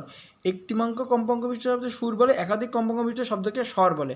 অর্থাৎ যদি শব্দ স্বরের বৈশিষ্ট্য, শব্দ স্বর এগুলো একই। সুর হচ্ছে কি একটি মাত্র কম্পাঙ্ক বিশিষ্ট শব্দকে সুর বলে এবং একাধিক কম্পাঙ্ক বিশিষ্ট শব্দকে স্বর বলে। এখন এদের বৈশিষ্ট্য শব্দ স্বরের, অর্থাৎ স্বর কি, ক্যারেক্টারিস্টিক্স অফ সাউন্ড নোট, এটা সিলেবাসে আছে, এটা আসতে পারে। তো শব্দ স্বরের বৈশিষ্ট্য হচ্ছে তিনটা। একটা হচ্ছে তীব্রতা, একটা হচ্ছে তীক্ষ্ণতা, একটা হচ্ছে জাতি বা গুণ, অর্থাৎ ত তীব্রতা, তীক্ষ্ণতা, জাতি বা গুণ, এই তিনটা হচ্ছে বৈশিষ্ট্য। এখন তীব্রতা, শব্দ কতটা জোরে হয় এর বৈশিষ্ট্য। এর দ্বারা শব্দের শব্দ স্বরের বৈশিষ্ট্য, এর দ্বারা শব্দের তীব্রতাকে বোঝায়, শব্দ কত জোরে হবে সেটা বোঝায়। তীক্ষ্ণতা, শব্দের কতটুকু, শব্দের সুর ও চড়া সুরের পার্থক্যকে বোঝায়। খাদের সুর ও চড়া সুরের পার্থক্যকে বোঝা যায় এবং বিভিন্ন উৎস হতে সৃষ্ট বিভিন্ন একই তীব্রতা ও তীক্ষ্ণতা। আচ্ছা, গুণ ও জাতিটা কি, বিভিন্ন উৎস থেকে সৃষ্ট একই তীব্রতা ও তীক্ষ্ণতাযুক্ত শব্দের মধ্যে পার্থক্য বোঝা যায়। বিভিন্ন উৎস থেকে সৃষ্ট একই তীব্রতা ও তীক্ষ্ণতাযুক্ত শব্দের পার্থক্য বোঝায়। বিভিন্ন উৎস হতে সৃষ্ট একই তীব্রতা ও তীক্ষ্ণতাযুক্ত শব্দের পার্থক্য বোঝা যায়। বিভিন্ন উৎস থেকে সৃষ্ট একই তীব্রতা ও তীক্ষ্ণতাযুক্ত শব্দের মধ্যে পার্থক্য বোঝা যায়। একটি মাত্র কম্পন বিশিষ্ট শব্দকে সুর বলে এবং একাধিক কম্পাঙ্ক বিশিষ্ট শব্দকে স্বর বলে। এদের বৈশিষ্ট্য হচ্ছে তীব্রতা, তীক্ষ্ণতা হচ্ছে কি খাদের সুর ও চড়া সুরের মধ্যে পার্থক্য নির্ণয় করা যায়। এই দুটো মনে রাখতে, খাদের সুর ও চড়া সুরের মধ্যে পার্থক্য বোঝা যায়। খাদের সুর ও চড়া সুরের মধ্যে পার্থক্য বোঝা যায়। খাদের সুর ও চড়া সুরের মধ্যে পার্থক্য বোঝা যায়। খাদের সুর ও চড়া সুরের মধ্যে পার্থক্য বোঝা যায়। খাদের সুর ও চড়া সুরের মধ্যে পার্থক্য বোঝা যায়। খাদের সুর ও চড়া সুরের মধ্যে পার্থক্য বোঝা যায়। খাদের সুর ও চড়া সুরের মধ্যে পার্থক্য বোঝা যায়। খাদের সুর ও চড়া সুরের মধ্যে পার্থক্য বোঝা যায়। খাদের সুর ও চড়া সুরের মধ্যে পার্থক্য বোঝা যায়। শব্দ কতটা জোড়া হয় তা বোঝা যায়। বিভিন্ন উৎস থেকে সৃষ্ট একই তীব্রতা ও তীক্ষ্ণতাযুক্ত শব্দের মধ্যে পার্থক্য বোঝা যায়। বিভিন্ন উৎস থেকে সৃষ্ট একই তীব্রতা ও বিভিন্ন উৎস থেকে সৃষ্ট একই তীব্রতা ও তীক্ষ্ণতাযুক্ত শব্দের বিভিন্ন উৎস থেকে সৃষ্ট গুণ বা জাতি। বিভিন্ন উৎস থেকে সৃষ্ট একই তীব্রতা ও তীক্ষ্ণতাযুক্ত শব্দের পার্থক্য বোঝা যায়। তীব্রতা ও তীক্ষ্ণতাযুক্ত মূলত গুণ বা জাতি হচ্ছে তো এটা বাদ। গুণ বা জাতি হচ্ছে তীব্রতা ও একই তীব্রতা ও তীক্ষ্ণতাযুক্ত শব্দের পার্থক্য বোঝা যায়। এটা চড়া সুদ ও খাদের সুরের ভিতরে পার্থক্য জানা যায়। তীব্রতা হচ্ছে শব্দের তীব্রতা বা প্রবল্য সম্পর্কে জানা যায়। এই হচ্ছে বৈশিষ্ট্য। এর বৈশিষ্ট্য সুরযুক্ত শব্দ ও সুর বর্জিত শব্দ, অর্থাৎ কম্পনশীল বস্তুর কম্পন যদি পর্যাবৃত্ত, নিয়মিত ও সরল ছন্দে, অর্থাৎ এক কথা হচ্ছে কম্পনশীল বস্তুর কম্পনের ফলে যদি বস্তুর কম্পন যদি সরল ছন্দে স্পন্দিত হয় তখন সেটাকে বলা হচ্ছে সুরযুক্ত শব্দ। এটা কি হবে? পর্যাবৃত্ত, নিয়মিত হবে। অর্থাৎ সরল ছন্দে স্পন্দিত হয় সেটা হচ্ছে সুরযুক্ত। আর এটা যদি অনিয়মিত, তারপরে হচ্ছে নির্দিষ্ট ছন্দে স্পন্দিত না হয়, কম্পনশীল বস্তুর কম্পন যদি অনিয়মিত এবং এটা হচ্ছে সরল ছন্দে, আর এটা যে নির্দিষ্ট ছন্দে যদি সরল ছন্দে স্পন্দিত হবে, এটা যদি নির্দিষ্ট ছন্দে স্পন্দিত না হয় তাকে হচ্ছে সুরবর্জিত শব্দ বলে। স্বরগ্রাম কাকে বলে? এবার বলা হচ্ছে স্বরগ্রাম কাকে বলে। একটা হচ্ছে একাধিক কম্পাঙ্ক বিশিষ্ট সাজানো সুরকে, অর্থাৎ স্বরগ্রাম। একটিমাত্র কম্পাঙ্ক বিশিষ্ট শব্দকে সুর বলে, একাধিক কম্পাঙ্ক বিশিষ্ট শব্দকে স্বর বলে। আর এটা বলছে একাধিক কম্পাঙ্ক বিশিষ্ট সাজানো সুরকে, একাধিক কম্পাঙ্ক বিশিষ্ট সাজানো সুরকে স্বরগ্রাম বলে। মেয়েদের গলার সুর ছেলেদের চেয়ে কিছুটা মিহি ও সুরেলা হয়, কারণ ছেলেদের ভোকাল কর্ডটা অনেকটা মোটা হওয়ার কারণে কম্পাঙ্ক যখন কথা বলে তখন কম্পাঙ্ক কমে যায়, ফলে তীক্ষ্ণতা কমে যায় এবং শব্দটা মোটা শোনা যায়। কিন্তু মেয়েদের ভোকাল কর্ডটা অনেকটা চিকন হয়, কম্পাঙ্ক বেশি হয়, ফলে তীক্ষ্ণতা বেশি, ফলে শব্দ চিকন ও মিহি ও সুরেলা হয়। এখন বলতেছে, এখানে পড়তে হবে স্থির তরঙ্গ কি? স্থির তরঙ্গের বৈশিষ্ট্য লিখো। একই বিস্তার। এখানে স্থির তরঙ্গটা যখন আমি পড়ব তখন এটাকে মনে করতে হবে, এটা হচ্ছে টানা তারের স্থির তরঙ্গ। তখন আমি এটা লিখলাম একই বিস্তার, এই যে একই বিস্তার ও তরঙ্গদৈর্ঘ্য। একই বিস্তার, এই একটা বিস্তার ও এই যে তরঙ্গগুলো যাচ্ছে, এগুলো এইভাবে যাচ্ছে, কীভাবে যাচ্ছে? এরকমভাবে যাচ্ছে, এই যে। তাহলে একই বিস্তার ও তরঙ্গ দৈর্ঘ্য বিশিষ্ট দুটি অগ্রগামী তরঙ্গ যখন কোনো মাধ্যমে পরস্পর বিপরীত দিক দিয়ে একে অপরের উপর আপতিত হয়, পরস্পর বিপরীত দিক থেকে একে অপরের উপর আপতিত হয়, তখন একটি লব্ধি রশ্মির সৃষ্টি হয়। তখন একটি লব্ধি রশ্মির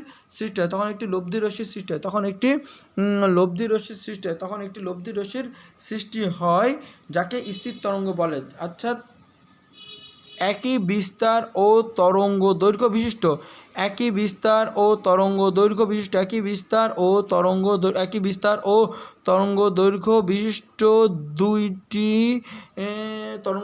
বিশিষ্ট দুইটি অগ্রগামী তরঙ্গ যখন এই দুইটি অগ্রগামী তরঙ্গ অর্থাৎ এখানে যদি সৃষ্টি হয় একই বিস্তার ও তরঙ্গ দৈর্ঘ্য বিশিষ্ট দুটি অগ্রগামী তরঙ্গ যদি একটি মাধ্যমে একে অপরের উপর বিপরীত থেকে একে অপরের উপর আরোপিত হয়, একে অপরের উপরে আপতিত হয়ে একটি লব্ধিরশ্মি সৃষ্টি হয়। এই লব্ধিরশ্মিটাই হচ্ছে স্থির তরঙ্গ। স্থির তরঙ্গের বৈশিষ্ট্য হচ্ছে স্থির তরঙ্গের মাধ্যমে সামান্য অংশ উৎপত্তি হবে। এই যে এখানে উৎপত্তি হচ্ছে, এটা হচ্ছে এখানে উৎপত্তি, এটা সামান্য অংশ। অর্থাৎ এই যে তার, এই তারের জাস্ট এইটুকুতে যদি আমি আঘাত করি, এই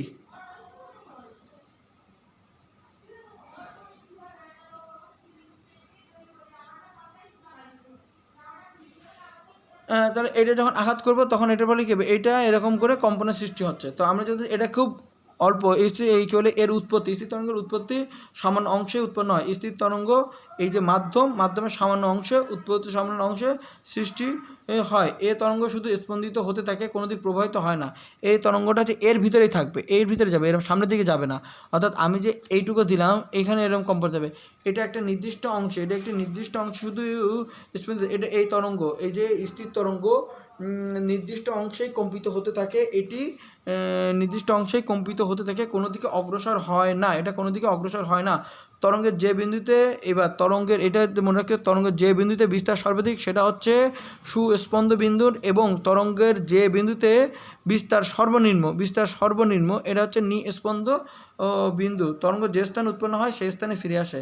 স্থির তরঙ্গটা হচ্ছে কি, তরঙ্গ যে স্থানে উৎপন্ন হয় সেই স্থানে বিলীন হয়, যে স্থানে উৎপন্ন হয় সেই স্থানে হচ্ছে বিলীন হয়। তরঙ্গ যে স্থানে উৎপন্ন হয় সেই স্থানে বিলীন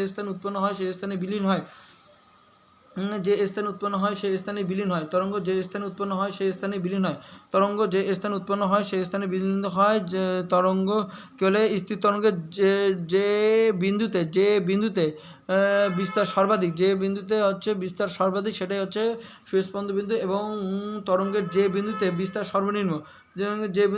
সর্বনিম্ন তাই হচ্ছে নিস্পন্দন বিন্দু। এটি তরঙ্গের মাধ্যমের খুব সামান্য অংশ হয়, শুধু স্পন্দিত হতে থাকে, সামনে অগ্রসর হয় না, এবং যে স্থানে উৎপত্তি হয় সেই স্থানে এটি বিলীন হয়। টানা তারের স্থির তরঙ্গ কিভাবে উৎপন্ন হয়?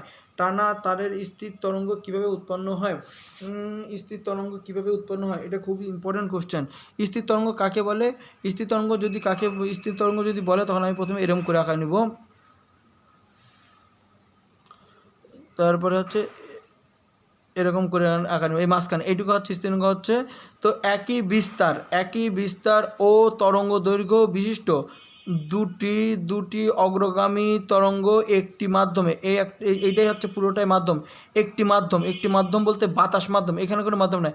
একটি মাধ্যমে দুটি অগ্রগামী তরঙ্গ একটি মাধ্যমে বিপরীত দিক থেকে, এটা যখন এইদিকে গেল আর এইটা গেল কি, এটা এইদিকে গেল, এটা এইদিকে গেল, বিপরীত মাধ্যমে যখন একে অপরের উপরে বিপরীত মাধ্যমে যখন একটি মাধ্যমে কি দুটি অগ্রগামী যখন একটি মাধ্যম, এখানে যে একটা মাধ্যম, একটি মাধ্যমে পরস্পরের দিকে বিপরীত দিক থেকে তরঙ্গের বিপরীত দিক থেকে একে অপরের উপর আপতিত হয়, তখন একটি লব্ধি রশ্মি সৃষ্টি হয়, যাকে স্থির তরঙ্গ বলে। টানা তারের স্থির তরঙ্গ কীভাবে উৎপন্ন হয়? একটি টানের কোথাও আঘাত করা হয়, সেখানে তরঙ্গের সৃষ্টি হয়। যদি এখানে একটা আঘাত করা হয় তাহলে সেখানে একটি তরঙ্গের সৃষ্টি হয়। এই তরঙ্গ তার বেয়ে দুই প্রান্তের দিকে অগ্রসর হয় এবং পরিশেষে দুই প্রান্ত হতে প্রতিফলিত হয়ে ফিরে আসে। এই প্রতিফলিত হয়ে ফিরে আসে এই প্রতিফলিত তরঙ্গ ও মূল তরঙ্গের মূল তরঙ্গ অভিন্ন থাকলেও এদের ভিতরে একটি দশা পার্থক্য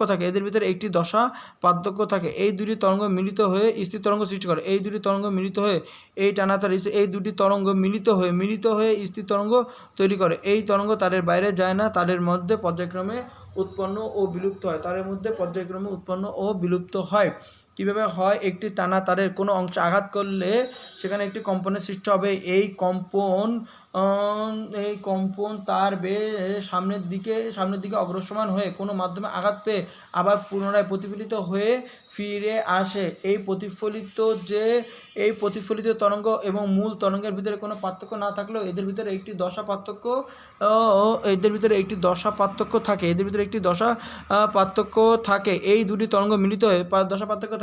এই দুটি তরঙ্গ মিলিত হয়ে একটি লব্ধির রশ্মি সৃষ্টি করে যাকে স্থির তরঙ্গ বলা হয়।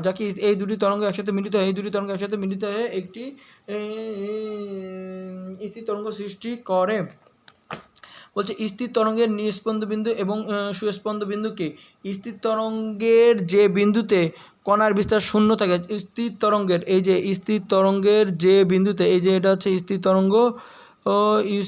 তরঙ্গের যে বিন্দুতে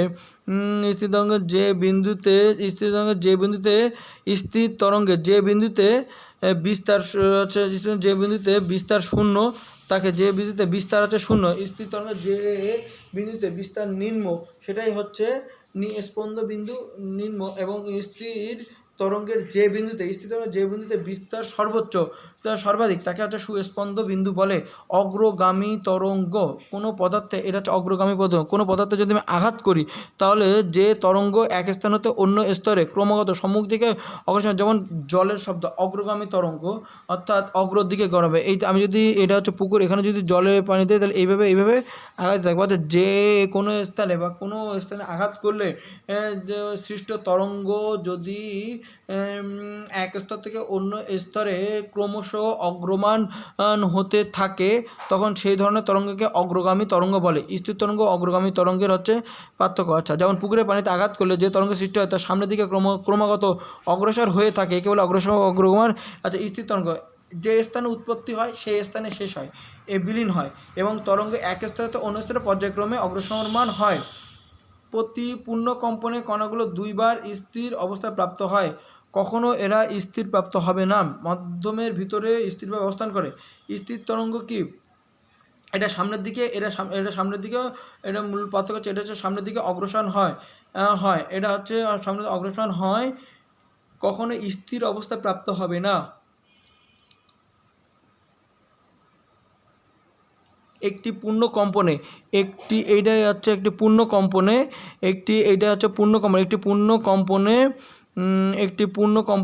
পূর্ণ কম্পনে কণাগুলো দুইবার স্থিরপ্রাপ্ত হয়। এখানে যখন গিয়েছে তখন একবার, অর্থাৎ একটি পূর্ণ কম্পনে কণাগুলো দুইবার স্থিরপ্রাপ্ত হয়, এটি কখনোই স্থিরপ্রাপ্ত হবে না। একটি পূর্ণ কম্পনে কণাগুলো দুইবার স্থিরপ্রাপ্ত হয়, এটি কখনো স্থিরপ্রাপ্ত হয় না। এটা হচ্ছে মাধ্যমের ভিতরে স্থির অবস্থান করে, এটা এক মাধ্যম থেকে আর অন্য কোথাও যেতে পারে না। ওটা হচ্ছে যেতে পারে টানা তারের অনুপ্রস্থ বা কম্পনের টানা তারের অনুপ্রস্থ বা আর কম্পনের সূত্র। টানা তত্ত্বের হচ্ছে তিনটি সূত্র দিয়েছে মার্সেলি, হচ্ছে বিখ্যাত ব্রিটিশ বিজ্ঞানী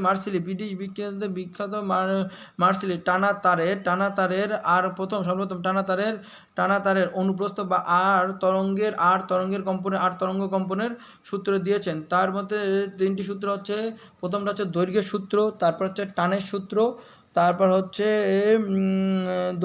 টানের সূত্র, আরেকটা হচ্ছে প্রতি একক দৈর্ঘ্যের ভরের সূত্র, প্রতি একক দৈর্ঘ্যের ভরের সূত্র,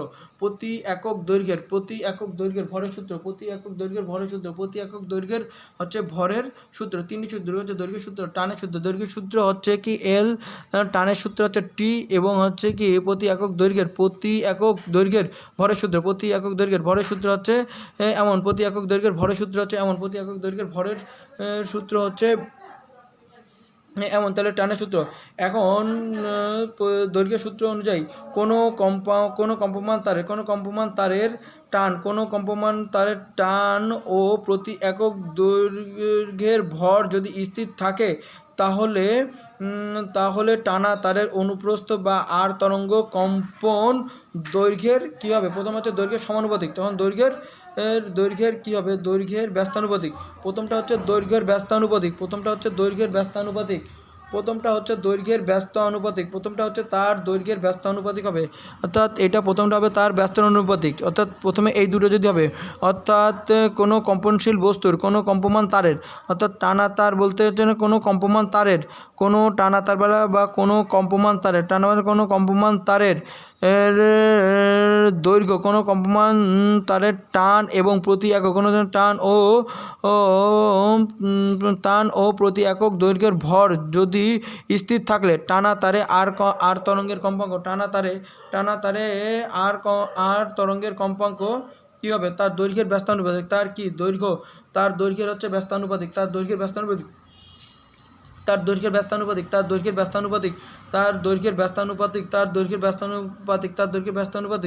এই যে ব্যস্ত অনুপাতিক এফ সমানুপাতিক 1/L, এফ সমানুপাতিক 1/L, এফ সমানুপাতিক 1/L, f সমানুপাতিক 1/L, f সমানুপাতিক 1/L, f সমানুপাতিক 1/L, f সমানুপাতিক 1/L, f সমানুপাতিক 1/L, f সমানুপাতিক 1/L, এটাই হচ্ছে দৈর্ঘ্য সূত্র। এবার হচ্ছে কি টানের সূত্র, কোনো কম্পমানের তারের দৈর্ঘ্য ও প্রতি একক দৈর্ঘ্যের ভর যদি স্থির থাকে তাহলে টানা তারের অনুপ্রস্থ বা আর তরঙ্গের কম্পাঙ্ক ওই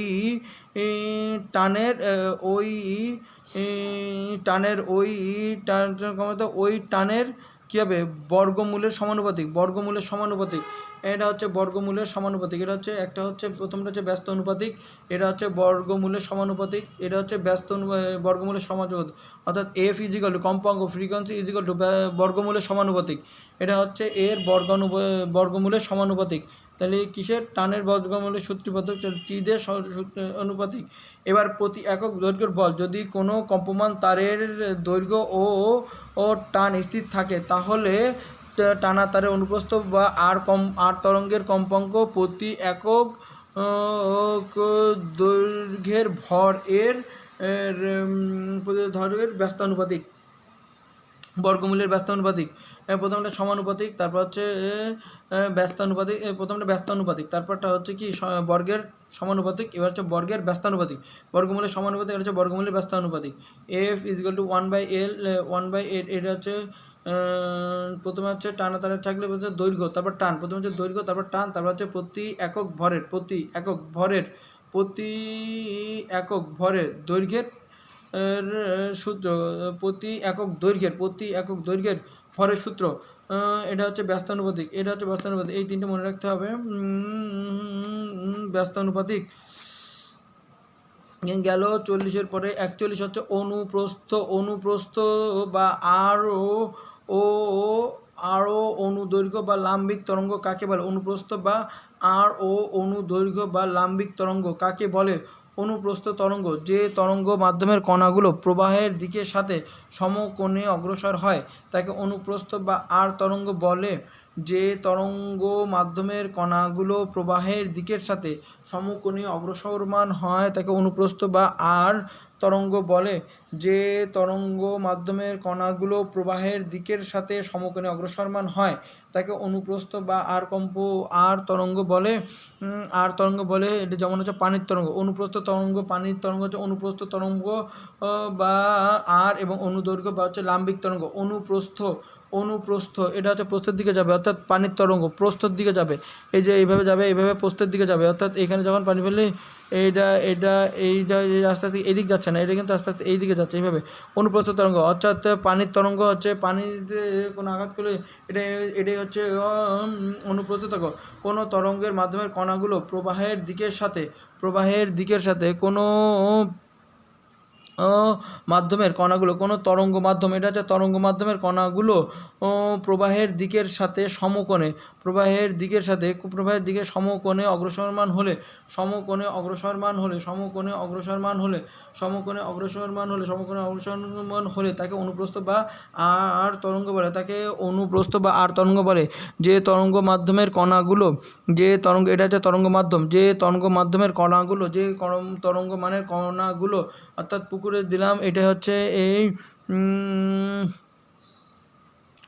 যে তরঙ্গ মানের যে তরঙ্গ মাধ্যমের কণাগুলো প্রস্থের প্রবাহের দিকে যে তরঙ্গ মানের কণাগুলো প্রবাহের দিকে প্রবাহের দিকের সাথে সমকোণে অগ্রসরমান হয়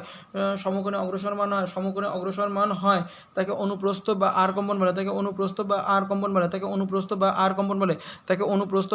কম্পন বলে সমকোণে অগ্রসর হয় যে তরঙ্গের কণাগুলো প্রবাহের দিকের সাথে সমকোণে অগ্রসরমান হয় তাকে অনুপ্রস্থ বা আর তরঙ্গ বলে। আরেকটা অনুদৈর্ঘ্য যে তরঙ্গের মাধ্যমের কণাগুলো প্রবাহের দিকের সাথে এটা হচ্ছে কি সমান্তরালে অন্যটা হচ্ছে সমান্তরালে অগ্রসর হয় যে মাধ্যমের কণাগুলো প্রবাহের দিকের সাথে সমান্তরালে অগ্রগামী হয় তাকে অনুদৈর্ঘ্য বা হচ্ছে লাব্ধিক তরঙ্গ বলে। অনুপ্রস্থ এটা হচ্ছে কঠিন মাধ্যমে সৃষ্টি হয় জাস্ট এটা বোঝাতে হবে। এটা হচ্ছে কঠিন মাধ্যমে কঠিন তরল ও বায়বীয় এটা হচ্ছে কঠিন মাধ্যমে সৃষ্টি হয়। এটা হচ্ছে কঠিন তরল ও বায়বীয় এটা হচ্ছে কঠিন তরল ও বায়বীয় মাধ্যমে সৃষ্টি হয়। একটি তরঙ্গ শীর্ষ একটি তরঙ্গপাত নিয়ে একটি তরঙ্গপাত নিয়ে তরঙ্গ দৈর্ঘ্য গঠিত একটি সংকোচন ও একটি প্রসারণ নিয়ে একটা তরঙ্গ শীর্ষ এটা হচ্ছে একটা তরঙ্গ ও শীর্ষ ও তরঙ্গপাত এটা হচ্ছে তরঙ্গ শীর্ষ ও পাত নিয়ে গঠিত একটি তরঙ্গ শীর্ষ ও একটি তরঙ্গপাত নিয়ে গঠিত। আর এটা হচ্ছে একটি সংকোচন ও প্রসারণ নিয়ে একটি সংকোচন ও প্রসারণ। আর এটা হচ্ছে সংকোচন এটা হচ্ছে প্রসারণ। আচ্ছা, তাহলে আমাকে যদি বলে অনুপ্রস্থ তরঙ্গ কাকে বলে? অনুপ্রস্থ তরঙ্গ কোনো তরঙ্গ মাধ্যম এটা হচ্ছে তরঙ্গ মাধ্যমে কোনো তরঙ্গ মাধ্যমের কণাগুলো প্রবাহের দিকে সমকোণে অগ্রসরমান হয় এটা হচ্ছে কঠিন, এটা হচ্ছে শীর্ষ, এটা হচ্ছে পাদ। কোনো তরঙ্গের মাধ্যমের কণাগুলো যখন সমকোণে প্রবাহের দিকে সমকোণে অগ্রসরমান হয় তখন তাকে অনুপ্রস্থ তরঙ্গ বলে। এটি মূলত কঠিন পদার্থে সৃষ্টি হয়, এটা তরঙ্গ মাধ্যম, এটা মূলত কঠিন মাধ্যমে সৃষ্টি হয় একটি তরঙ্গ শীর্ষ ও একটি তরঙ্গ পাদ নিয়েই এই তরঙ্গ গঠিত। আর হচ্ছে আরেকটা হচ্ছে যে তরঙ্গ মাধ্যমের কণাগুলো প্রবাহের দিকে সমান্তরালে সংকোচন এটা হচ্ছে কঠিন তরল বায়বীয় এটা হচ্ছে সংকোচন আর হচ্ছে কি সংকোচন আর এটা হচ্ছে প্রসারণ একটি সংকোচন একটি প্রসারণ নিয়ে কি অনুদৈর্ঘ্য তরঙ্গ দৈর্ঘ্য গঠিত হয়। সোনোমিটার হচ্ছে এক ধরনের মিটার যার সাথে টানা তারের সূত্রগুলো সোনোমিটার হচ্ছে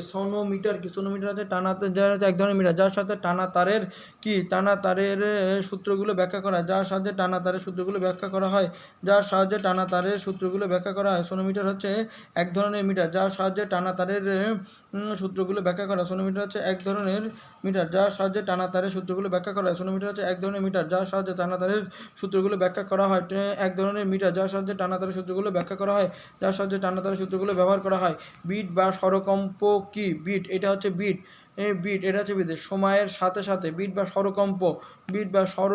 বিটের অপর নাম হচ্ছে স্বরকম্প সময়ের সাথে সাথে শব্দের তীব্রতায় পর্যায়ক্রমিকভাবে হ্রাস বা বৃদ্ধিকে এই বিট বলে। পর্যায়ক্রমিক হ্রাস বা বৃদ্ধি ঘটে যে তাকে হচ্ছে বিট বলে। সময়ের সাথে শব্দের তীব্রতার যে পর্যায়ক্রমিক হ্রাস বৃদ্ধি ঘটে তাকে হচ্ছে বিট বলে। বিট এর প্রয়োগ লিখুন। বিট মানে হচ্ছে BEAT। বিট মানে স্বরকম্প। বিট মানে হচ্ছে স্বরকম্প। এটা হচ্ছে স্বর অজানা সুর জানার জন্য সুর মেলানোর জন্য অজানা কম্পাঙ্ক নির্ণয়ের জন্য এবং চলে খনিজ দূষিত গ্যাসের অস্তিত্ব নির্ণয়, খনিজ দূষিত গ্যাসের অস্তিত্ব নির্ণয়, খনিজ দূষিত গ্যাসের অস্তিত্ব নির্ণয়, খনিজ দূষিত গ্যাসের অস্তিত্ব নির্ণয়। সুর মেলানোর জন্য, স্বরে হচ্ছে বিট মানে স্বরকম্প, সুর মেলানোর জন্য, অজানা কম্পাঙ্ক ও জানার জন্য, অজানা জানার জন্য, সুর মেলানোর জন্য, অজানা সূর্য এবং খনিজ দূষিত গ্যাসের অস্তিত্ব নির্ণয়, খনিজ দূষিত গ্যাসের অস্তিত্ব নির্ণয়, খনিজ দূষিত গ্যাসের অস্তিত্ব নির্ণয়, খনিজ দূষিত গ্যাসের অস্তিত্ব নির্ণয়ে। অনুনাদ কি? অনুনাদটা কোথায় হয়? ব্রিজের উপরে অনুনাদ হয়।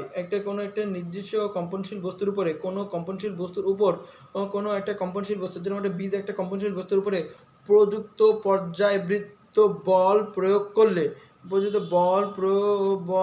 প্রয়োগ করলে উক্ত বস্তুটি প্রযুক্ত বল, অর্থাৎ কোনো কম্পনশীল বস্তুর উপরে যেরকম সৈন্যরা কী করে, মার্চ করে, এরকম প্যারেড করে, এরকম কোনো কম্পনশীল বস্তুর উপরে, ব্রিজ আছে কম্পনশীল বস্তুর উপরে প্রযুক্ত পর্যায়বৃত্ত বল উক্ত বস্তুটির অর্থাৎ ব্রিজের স্বাভাবিক কম্পাঙ্কের সমান হলে, স্বাভাবিক যদি কম্পাঙ্কের সমান হয়, স্বাভাবিক কম্পাঙ্কের যদি সমান হয়, তাহলে বস্তুটি অধিক বিস্তরে কম্পিত হতে থাকবে। এই ধরনের কম্পনকে বলা হয় অনুনাদ। খনিজ দূষিত গ্যাসের অস্তিত্ব নির্ণয় করা হয় কিভাবে? খনিজ দূষিত গ্যাসের অস্তিত্ব নির্ণয় করার জন্য কি করা হয়? এটা হচ্ছে খনি, এখানে একটা নল, এখানে একটা নল, মনে রাখতে হবে। এটা হচ্ছে খনি, এখানে একটা নল, এখানে একটা নল। খনিতে হচ্ছে কি দূষিত নলের দূষিত গ্যাসের অস্তিত্ব নির্ণয় করা হয় কিভাবে? খনিজ দূষিত গ্যাসের অস্তিত্ব নির্ণয় করার জন্য অভিন্ন প্রকৃতির দুইটি অর্গান নল নেই। খনিজ দূষিত গ্যাসের অস্তিত্ব নির্ণয় করার জন্য অভিন্ন প্রকৃতির দুইটি অর্গান নল নেই। এটা হচ্ছে খনিতে দূষিত গ্যাসের অস্তিত্ব নির্ণয় করার জন্য, খনিতে দূষিত গ্যাসের অস্তিত্ব নির্ণয় করার জন্য দুটি অভিন্ন অর্গান নল নেই। একটি নলে খনির বাতাস, এবং আরেকটি নলে হচ্ছে এটা হচ্ছে খনির বাতাস, আরেকটা হচ্ছে বিশুদ্ধ বাতাস নিয়ে অর্গান নল দুটি আঘাত করলে শব্দ উৎপন্ন হয়, আঘাত করার মধ্যে শব্দ উৎপন্ন করি। খনির বাতাস যদি দূষিত হয়, তাহলে খনির বাতাস দূষিত হলে সৃষ্ট শব্দের কম্পাঙ্কের খনির বাতাস, খনির যে বায়ু নেই, একটাতে হচ্ছে খনির বায়ু, একটাতে হচ্ছে খনির ভিতর থেকে নেওয়া একটা বায়ু নেই, খনির ভিতর থেকে নেওয়া একটি বায়ু নেই। খনির দূষিত গ্যাস, খনিতে গ্যাস যে দূষিত কিনা, খনির দূষিত গ্যাস বা খনির বায়ু নেই, আরেকটা হচ্ছে বিশুদ্ধ বায়ু নেই। আঘাত করলে যদি কম্পাঙ্কের সৃষ্টি হয়, কম্পাঙ্কের পার্থক্য হবে, বিট বা স্বরকম্পের সৃষ্টি হবে। খনির বাতাস বিশুদ্ধ হলে কম্পাঙ্কের পার্থক্য হবে না। খনির বায়ু বিশুদ্ধ হওয়ার কারণে বিভিন্ন জিনিসের সাথে আঘাতকে একটা কম্পাঙ্কের সৃষ্টি হবে, কিন্তু বিশুদ্ধ বাতাসে কী হবে? কম্পাঙ্কের সৃষ্টি হবে না। অর্থাৎ যদি শব্দ হয়, তাহলে এটা হচ্ছে বিশুদ্ধ বাতাস নয়। ডপলার ক্রিয়া কি? ডপলার ক্রিয়ার ব্যবহার ও সীমাবদ্ধতা। ডপলার ক্রিয়া হচ্ছে শব্দের উৎস ও শ্রোতার মধ্যে, শব্দের উৎস এক জায়গাতে শব্দ হচ্ছে এবং শ্রোতা হচ্ছে আমি, এদের মধ্যে আপেক্ষিক গতি যদি বিদ্যমান থাকে, শ্রোতার নিকট শব্দের উৎস থেকে নিঃসৃত শব্দের কম্পাঙ্কের একটা আপাত পরিবর্তন ঘটে। উৎস ও শ্রোতার মধ্যকার আপেক্ষিক গতির কারণে আপাত পরিবর্তন যে পরিবর্তন হয়, তাকেই হচ্ছে ডপলার ক্রিয়া বলে। ডপলার ক্রিয়া হচ্ছে শব্দের উৎস ও শ্রোতার ভিতরে যদি একটি আপেক্ষমান গতি বিদ্যমান থাকে, আপেক্ষিক গতি যদি বিদ্যমান থাকে, তাহলে শব্দের উৎস থেকে নিঃসৃত শব্দ ও শ্রোতার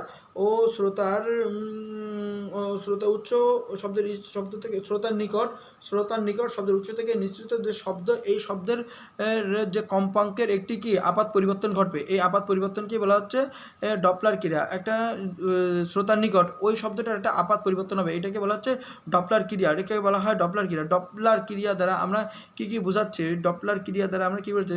উৎসের মাধ্যমে আমরা কি নির্ণয় করছি? একটা হচ্ছে সূর্যের অবস্থান, একটা হচ্ছে বিমানের অবস্থান, গতি, তারপর হচ্ছে সাবমেরিন তো করলাম।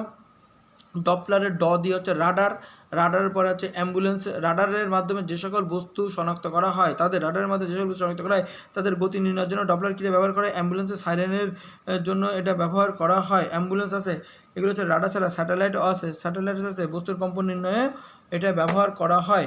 সীমাবদ্ধতা, ডপলারের সীমাবদ্ধতা হচ্ছে উৎস এবং শব্দের উৎস এবং শ্রোতা উভয় যদি স্থির থাকে তাহলে ডপলার ক্রিয়া কাজ করবে না। উভয় যদি স্থির থাকে তাহলে ডপলার ক্রিয়া পর্যবেক্ষণ করা যায় না। আর শব্দের উৎস ও শ্রোতার গতিবেগ যদি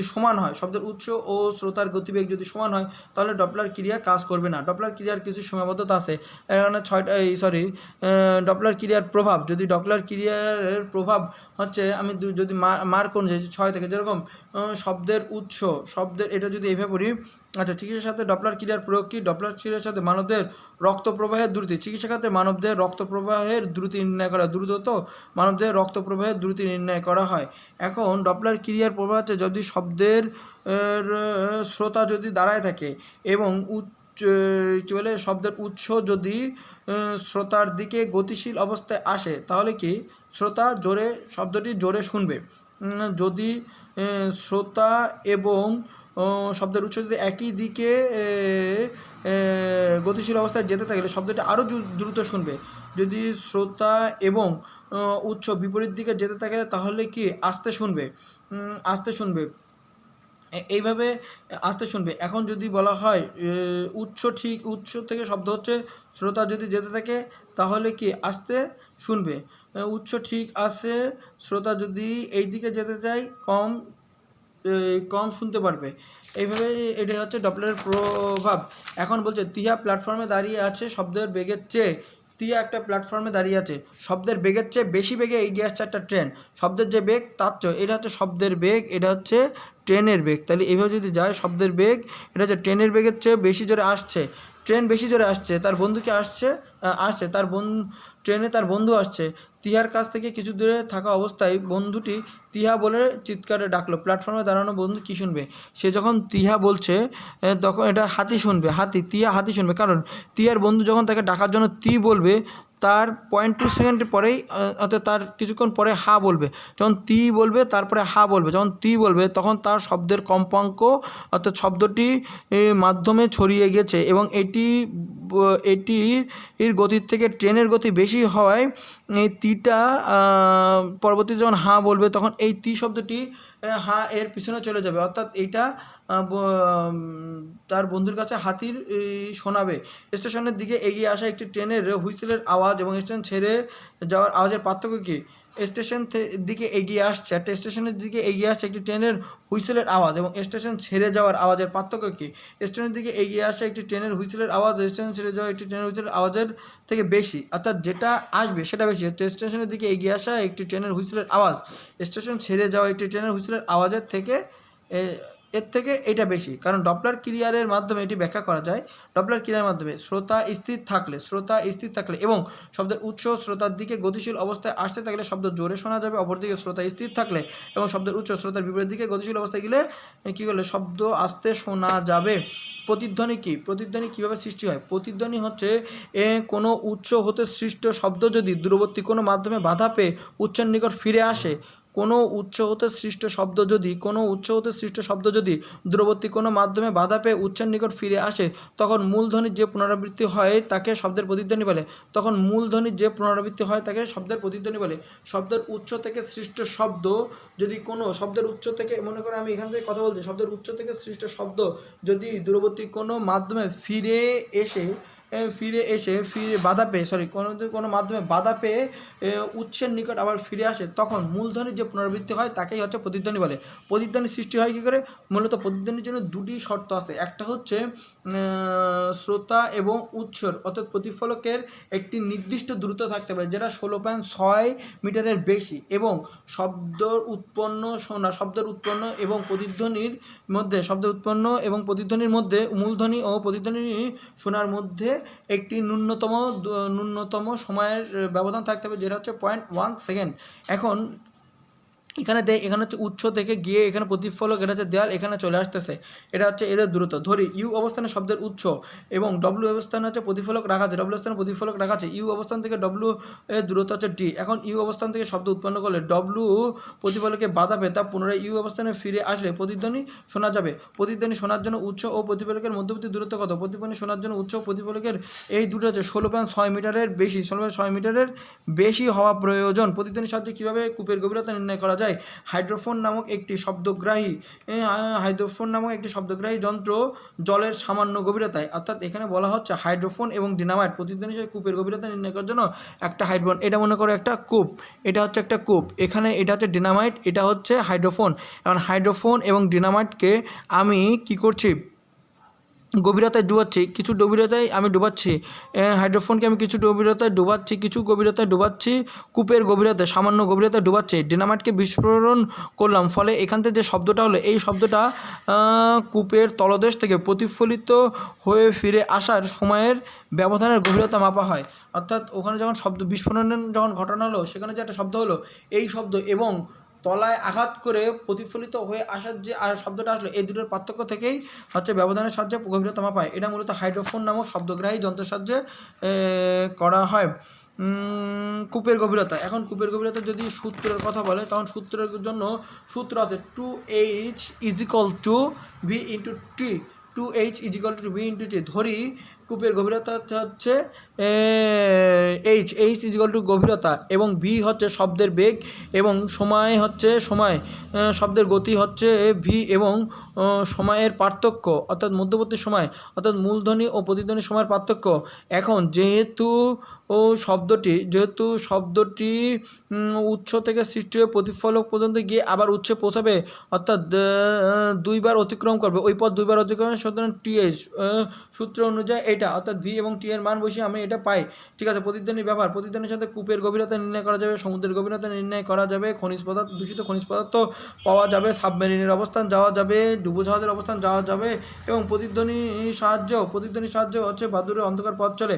ঠিক আছে, প্রতিধ্বনির সাহায্যে কীভাবে খনিজ পদার্থের সন্ধান পাওয়া যায়, একই হাইড্রোফোন নামক একটি শব্দগ্রাহী যন্ত্রকে মাটির খনিজ পদার্থের সন্ধান, এটা কিন্তু খনিজ পদার্থের সন্ধান, সেটা আবার প্রতিধ্বনির সাহায্যে, নট দূষিত বাতাস। এই যে একটা কিছু বললাম, দূষিত গ্যাসের অস্তিত্ব নির্ণয় করা হয় কীভাবে, এটা না, এটা দূষিত গ্যাস, আর এটা বলছে খনির প্রতিধ্বনির সাহায্যে খনিতে দাঁড়াতে একটা হাইড্রোফোন এবং ডিনামাইট রাখতে হবে, এখান থেকে বাষ্প করাতে, এটা ডিনামাইটকে বিস্ফোরিত করলে মাটির নিচে কী হয়, বিভিন্ন শিলা স্তর থেকে প্রতিফলিত হয়ে ফিরে আসে, তখন হাইড্রোফোন যন্ত্রে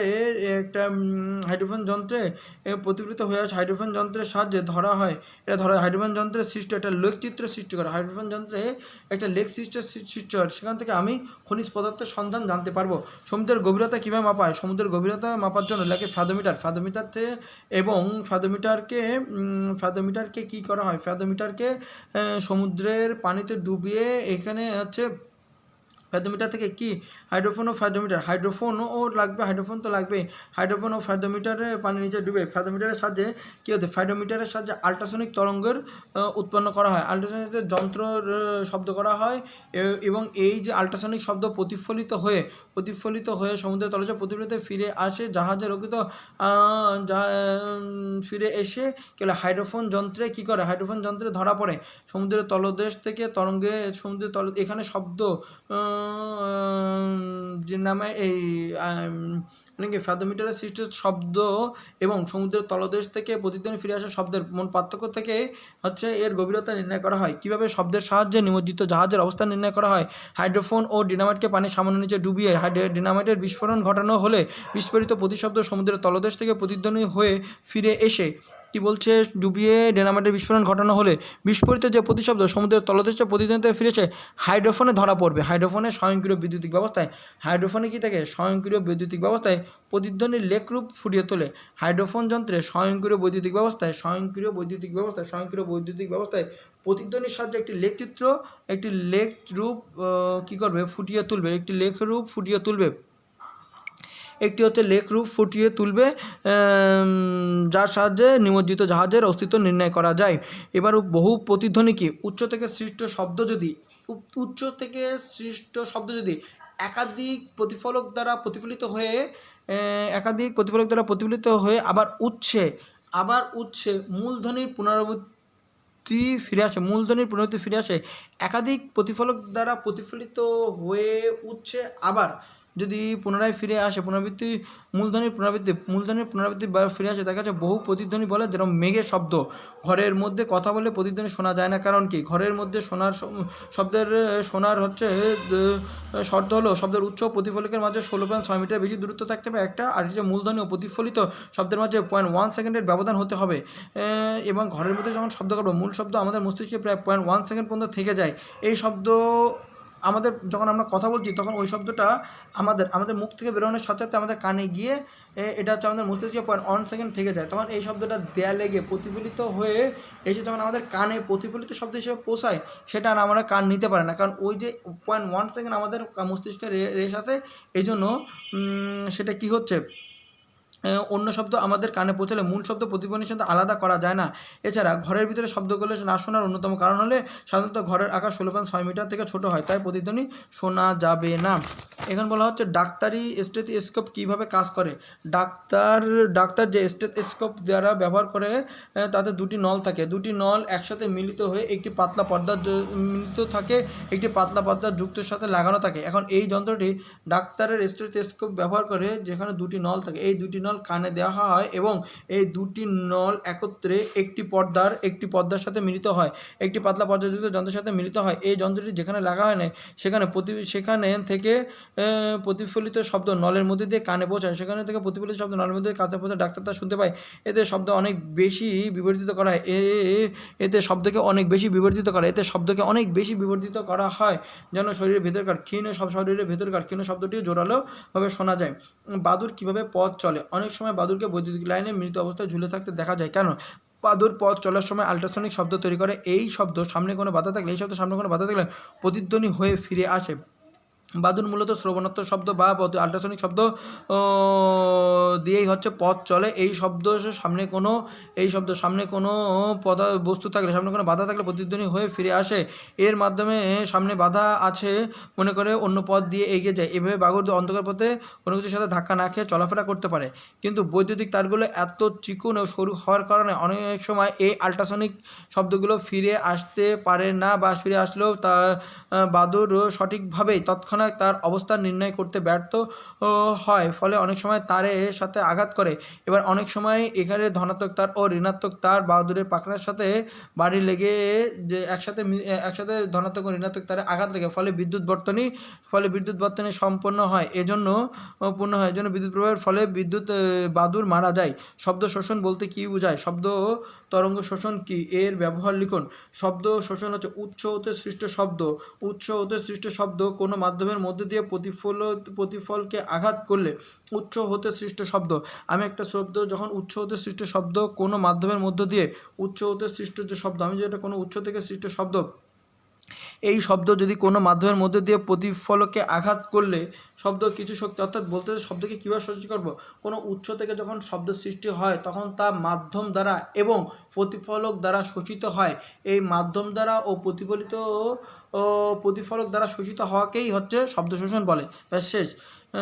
শব্দ যখন উৎস থেকে যখন কোনো শব্দ বের হয়, তখন মাধ্যম বলতে বায়ু এখানে সামান্য শোষিত হয় এবং প্রতিফলকেও আঘাত করে সামান্য শোষিত হয়ে পুনরায় আমাদের কানে আসে। এই যে শব্দটা শোষিত হলো মাধ্যম এবং প্রতিফলক দ্বারা শব্দ শোষিত হলো, এটাই বলে শব্দ শোষণ, এটাই বলে শব্দের তরঙ্গ শোষণ। এর ব্যবহার, এর দ্বারা কি করা হয়, আমি এর দ্বারা কি করছি, এর দ্বারা ব্যবহার শব্দরোধী ঘর বা গাড়ি তৈরি করা হয়, অর্থাৎ শব্দ যাতে চারিদিকে না ছড়ায় যেতে পারে, এই ধর্মটাকে ব্যবহার করা হয়। আবরণ দেওয়া হয় যাতে প্রচুর পরিমাণে শব্দ শোষণ করে। আচ্ছা, কোন মাধ্যমে শব্দ শোষণ ঘটে? বাতাসের মাধ্যমে হচ্ছে বায়ুর মাধ্যমে হবে, পানির মাধ্যমে হবে, তারপর হচ্ছে প্লাস্টিকের মাধ্যমে হবে, প্লাস্টার ওয়াল, টাইলস, কাপড়ের মাধ্যমে, কাচের মাধ্যমে, এভাবে শব্দের শোষণ ঘটে। শব্দের শোষণ সহগ কাকে বলে? এই যে মাধ্যম দ্বারা যতটুকু শোষণ হবে, আমি যখন কথা বলছি প্রতিফলক, অর্থাৎ কোনো উৎস থেকে সৃষ্ট শব্দ যখন মাধ্যম দ্বারা যতটুকু পরিমাণে শোষিত হবে, যখন কোনো মাধ্যম দিয়ে যখন যাবে তখন শব্দ তরঙ্গের মধ্যে সংঘর্ষ হয়, ফলে কিছু শব্দ মাধ্যম দ্বারা শোষিত হয়, অর্থাৎ উৎপন্ন শব্দ মাধ্যম দ্বারা যখন শোষিত হয়, এই শোষিত শব্দকেই শব্দের শোষণ বলে। এই শোষিত শব্দকেই শব্দের শোষণ বলে। যেমন প্লাস্টার ওয়ালে শব্দের শোষণ সহগ, আমাদের প্লাস্টার ওয়াল, এই যে দেয়াল, এর শব্দের শোষণ সহগ কত?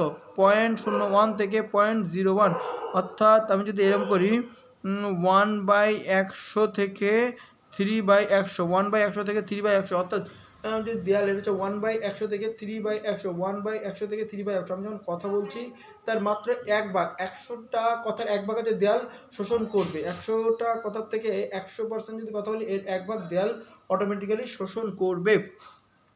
রিভারবেরেশন,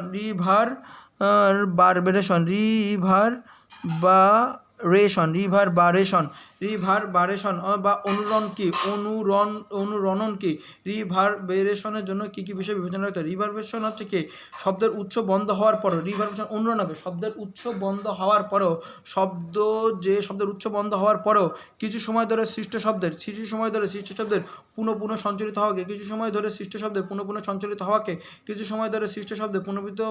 সঞ্চালিত হওয়াকে রিভারবারেশন বলে। রিভারবারেশন বলে। অর্থাৎ শব্দের উৎস বন্ধ হওয়ার পরও কিছু সময় ধরে সৃষ্ট শব্দের পুনঃ সঞ্চালিত হওয়াকে,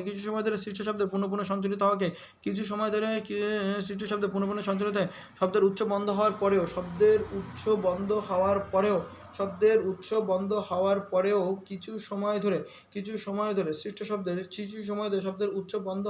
শব্দের যে উৎস, এই উৎস বন্ধ হওয়ার পরেও কিছু সময় ধরে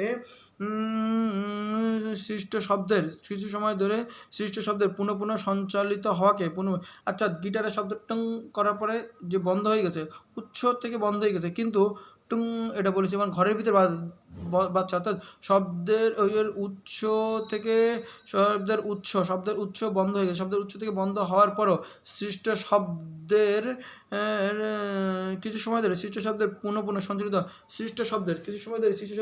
সঞ্চালিত হওয়াকে রিভারবারেশন বলে। শব্দ সৃষ্ট হওয়ার পরে শব্দের উৎস বন্ধ হওয়ার পরে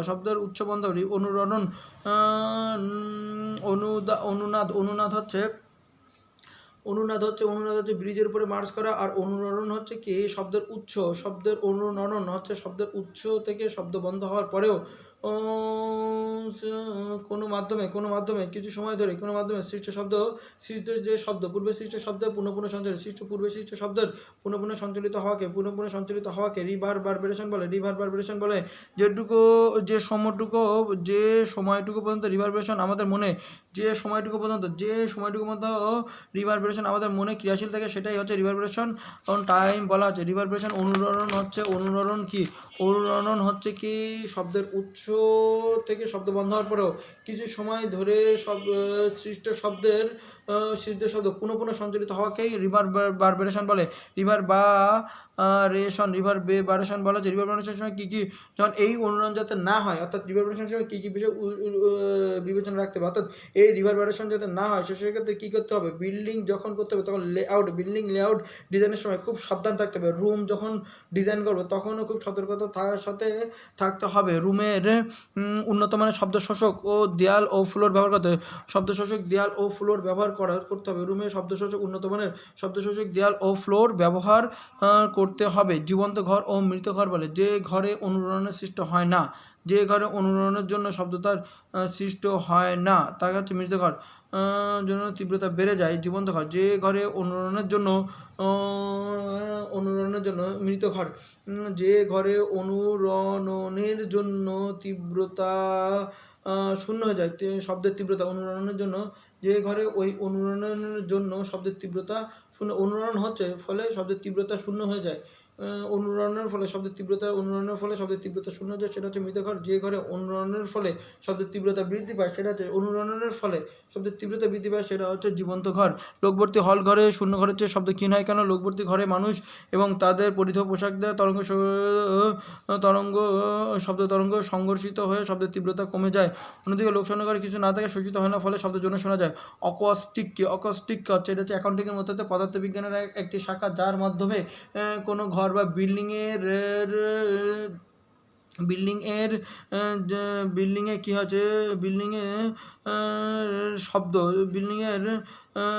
শব্দ কীভাবে শ্রুতি বিল্ডিংয়ে শব্দ কীভাবে শ্রুতিমধুর স্পষ্টভাবে শোনা যাবে স্পষ্টভাবে শোনা যাবে তা নিয়ে আলোচনা করা হয়। বিল্ডিং অ্যাকোস্টিক কি এর মূল্য বিবেচনা। বিল্ডিং অ্যাকোস্টিক হচ্ছে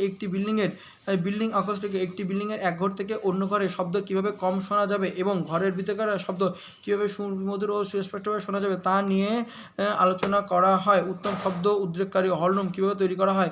এইরকম হলরুম তৈরি করার জন্য উপরে যে ছাদটা গোলাকার করা হবে, বাঁকানো করতে হবে। 3 সাইডের দেয়ালে কার্পেটের পর্দা কার্পেট দিতে হবে, শব্দ দিতে হবে যাতে মূল শব্দটা শুনতে পায়।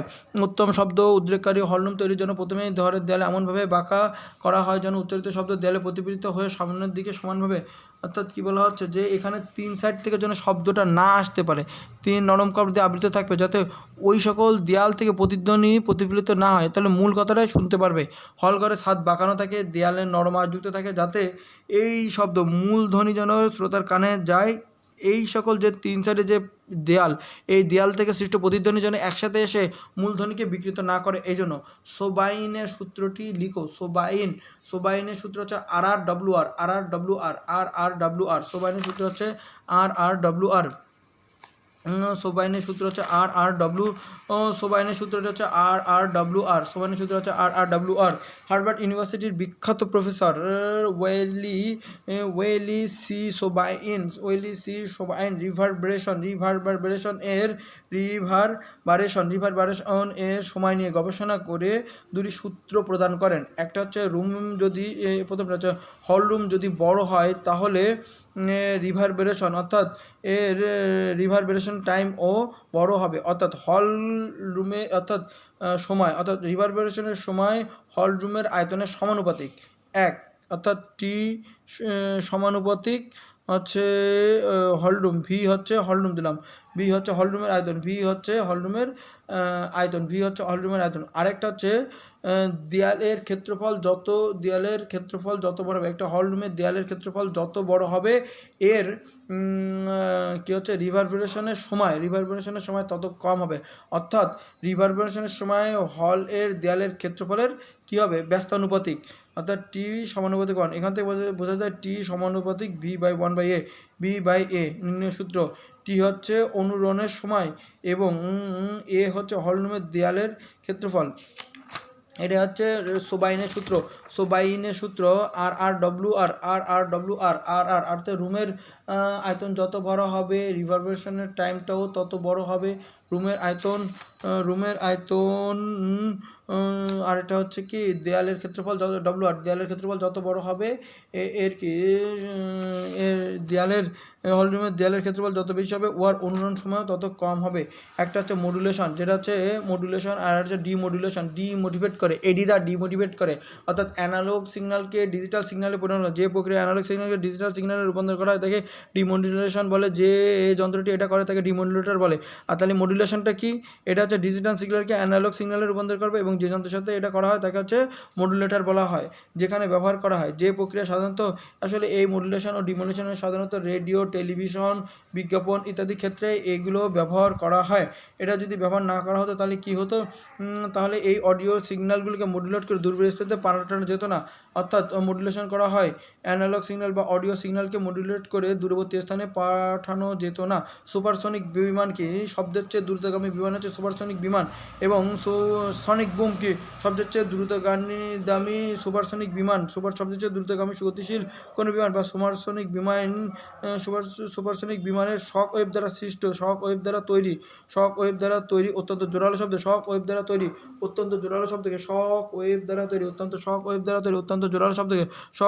সুপারসনিক বিমানের শক ওয়েভ দ্বারা তৈরি অত্যন্ত জোরালো শব্দকে সনিক বুম বলে। শক ওয়েভ দ্বারা সৃষ্ট অত্যন্ত জোরালো শব্দকে সনিক বুম বলে। শক ওয়েভ দ্বারা তৈরি অত্যন্ত জোরালো শব্দকে সনিক বুম বলে। একটা হচ্ছে মৌলিক সুর কি, একটা হচ্ছে অপসুর কি। মৌলিক সুর স্বরের মধ্যে বিদ্যমান সুরগুলোর মধ্যে যার কম্পাঙ্ক সবচেয়ে কম সেটাই হচ্ছে যে শব্দটি স্বরের মধ্যে একদম মৌলিক যার সবচেয়ে কম, শব্দের মধ্যে মৌলিক সুর যার কম্পাঙ্ক সবচেয়ে কম, শব্দের মধ্যে বিদ্যমান সুরগুলোর এই যে সুরগুলো শব্দের মধ্যে বিদ্যমান যে সুরের কম্পাঙ্ক সবচেয়ে কম,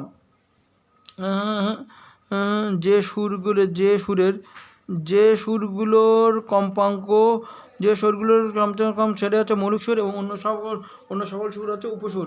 মৌলিক সুর যে সুরের কম্পাঙ্ক সবচেয়ে কম স্বরের মধ্যে এটা হচ্ছে স্বরের মধ্যে যে সুরগুলোর কম্পাঙ্ক সবচেয়ে কম সেটাই হচ্ছে মৌলিক সুর, অন্যগুলো হচ্ছে উপসুর। শব্দের তীব্রতা যে বৈশিষ্ট্যের দ্বারা একটি শব্দ অন্য একটি শব্দ থেকে কত বেশি জোরালো তা নির্ণয় করা যায় তাই হচ্ছে শব্দের তীব্রতা। যে বৈশিষ্ট্যের দ্বারা একটি শব্দ অন্য একটি শব্দ থেকে কত বেশি জোরালো তা নির্ণয় করা হয় তাই হচ্ছে শব্দের তীব্রতা। তরঙ্গ কাকে বলে? এই যে তরঙ্গ শক্তি সঞ্চালনের সময় অর্থাৎ কোনো একটা শক্তি শব্দ এক প্রকার শক্তি। তরঙ্গ কাকে বলে? শক্তি সঞ্চালনের সময় এই যে মাধ্যমের কণাগুলো যে পর্যায়বৃত্ত আলোড়ন সৃষ্টি করে এটাই হচ্ছে তরঙ্গ। এটা তো মাধ্যমের কণা এটা হচ্ছে মাধ্যমের কণা শক্তি সঞ্চালনের সময় মাধ্যমের কণাগুলো যে পর্যাবৃত্ত আন্দোলনের সৃষ্টি হয়, যে পর্যাবৃত্ত আলোড়ন সৃষ্টি করে শক্তি সঞ্চালনের সময় মাধ্যমের কণাগুলো যে পর্যাবৃত্ত আলোড়ন সৃষ্টি করে তাকে তরঙ্গ বলে। পানির মধ্যে শব্দ করলে বাইরে শোনা যাবে না কেন? শব্দ এক স্থান থেকে অন্য স্থানে যেতে মাধ্যমের প্রয়োজন, তবে মাধ্যমের ঘনত্বের পার্থক্য যদি বেশি হয় তাহলে এর মাধ্যম থেকে এক মাধ্যম থেকে অন্য মাধ্যমে বিস্তার করতে পারে না। বায়ুর তুলনায় পানির ঘনত্ব বেশি বলে পানির মধ্যে শব্দ হলে ওই শব্দ পানির বাইরে যেতে পারে না, অর্থাৎ বায়ুর তুলনায় পানির ঘনত্ব বেশি, এই জন্য এই শব্দ বাইরে যেতে পারে না। হিয়ারিং এইড হচ্ছে একটি ইলেকট্রনিক যন্ত্র যার সাহায্যে বধির বা আংশিক বধির ব্যক্তি শ্রবণের কাজ সম্পন্ন করে থাকে। এটিতে মূলত মাইক্রোফোন, বিবর্ধক ও ক্ষুদ্রাকৃতিক গ্রাহক যন্ত্রের সমন্বয়ে এটি গঠিত। ক্ষুদ্র অঙ্কের গ্রাহক যন্ত্রের সমন্বয়ে এটি গঠিত। আকাশে বিদ্যুৎ চমকায় এবং বিদ্যুতের ঝলক দেখার পর মেঘের গর্জন শব্দ শোনা যায় কেন? আচ্ছা, মূলত মেঘে ঘর্ষণের ফলে আকাশে বিদ্যুতের ঝলক ও শব্দ একই সাথে উৎপন্ন হয়। বিদ্যুতের ঝলকের গতিবেগ এবং আলোর গতিবেগ সমান, অর্থাৎ শূন্য মাধ্যমে আলোর এদের গতিবেগ হচ্ছে সেকেন্ডে 3 × 10⁸ এবং অপরদিকে শব্দের গতিবেগ অনেক কম। 0 ডিগ্রি সেলসিয়াস তাপমাত্রায় এর গতিবেগ প্রতি সেকেন্ডে হচ্ছে 332 মিটার। উভয়ের গতিবেগের এই বিস্তার পার্থক্যের কারণে প্রথমে হচ্ছে আলো দেখা যায়, পরে শব্দ আসে। বর্ষাকালে সাধারণত জোরে শব্দ শোনা যায় কেন? বর্ষাকালে আসলে জলীয় বাষ্প, বর্ষাকালে জল বেশি, জলীয় বাষ্পের পরিমাণ বেশি, জলীয় বাষ্পের পরিমাণে বায়ুর ঘনত্ব কম বলে হচ্ছে বায়ুর বেগ বেশি বলে শব্দের বেগ বেশি বলে তাই বর্ষাকালে শব্দ জোরে শোনা যায়। দিন অপেক্ষা রাতে অধিক দূরে শব্দ শোনা যায় কেন? দিনের বেলায় যখন প্রচণ্ড সূর্যতাপ ভূপৃষ্ঠের সংলগ্ন বায়ুস্তরকে উত্তপ্ত করে ফেলে, ফলে এটা হালকা হয়ে যায়, ফলে উপরের বায়ুস্তর এটা হালকা হয়ে যেতে থাকে। এটা হালকা হয়ে যায় কিন্তু উপরের বায়ুস্তর ভারী ও শীতল হয়। এখন দিনের বেলা যখন আমি ভূপৃষ্ঠ উত্তপ্ত হলে আমি যখন কথা বলি তখন এই হালকা স্তর থেকে ভারী স্তরে প্রবেশের সময় শব্দের প্রতিসরণের নিয়ম অনুযায়ী উপরের দিকে বেঁকে যেতে যেতে হালকা হয়ে যায়, প্রতিসরণের নিয়ম অনুযায়ী উপরের দিকে বেঁকে যেতে হালকা হয়ে যায়। কিন্তু রাতের বেলায় ভূপৃষ্ঠের সংলগ্ন বায়ু হচ্ছে শীতল ও ভারী থাকে, তাই ভূপৃষ্ঠের ভারী ও তাই ভূপৃষ্ঠ থেকে শব্দ করলে ভূপৃষ্ঠ শীতল ও ভারী থাকে, ফলে শব্দ করলে ভারী স্তর থেকে হালকা স্তরের নিচের দিকে প্রবেশের সময় প্রতিসরণের সূত্র অনুযায়ী নিচের দিকে বেঁকে যায়। প্রতিসরণের সূত্র অনুযায়ী ভারী স্তর থেকে হালকা স্তরে যাওয়ার সময় হালকা স্তর থেকে ভারীতে যাওয়ার সময় উপর দিকে উঠে যায়, অর্থাৎ হালকা থেকে ভারীতে যাওয়ার সময় উপরের দিকে চলে যায়, আর ভারী থেকে হালকার দিকে আসার সময় নিচের দিকে বেঁকে যায়, ফলে সম্মুখ দিকে অনেক দূর অগ্রসর হয়। এই জন্য রাতের বেলা শব্দ শোনা যায়। শীতকালের চেয়ে গ্রীষ্মকালে বায়ুতে শব্দের বেগ বেশি, কারণ গ্রীষ্মকালে তাপমাত্রা বেশি, গ্রীষ্মকালে তাপমাত্রা বেশি, ফলে জলীয় বাষ্প বেশি, ফলে ঘনত্ব কম বলে হচ্ছে কি শব্দের বেগ ঘনত্ব কম বলেই হচ্ছে শব্দের বায়ুর বেগ বেশি বলে শব্দের বেগ বেশি, কিন্তু শীতকালে তা নয়।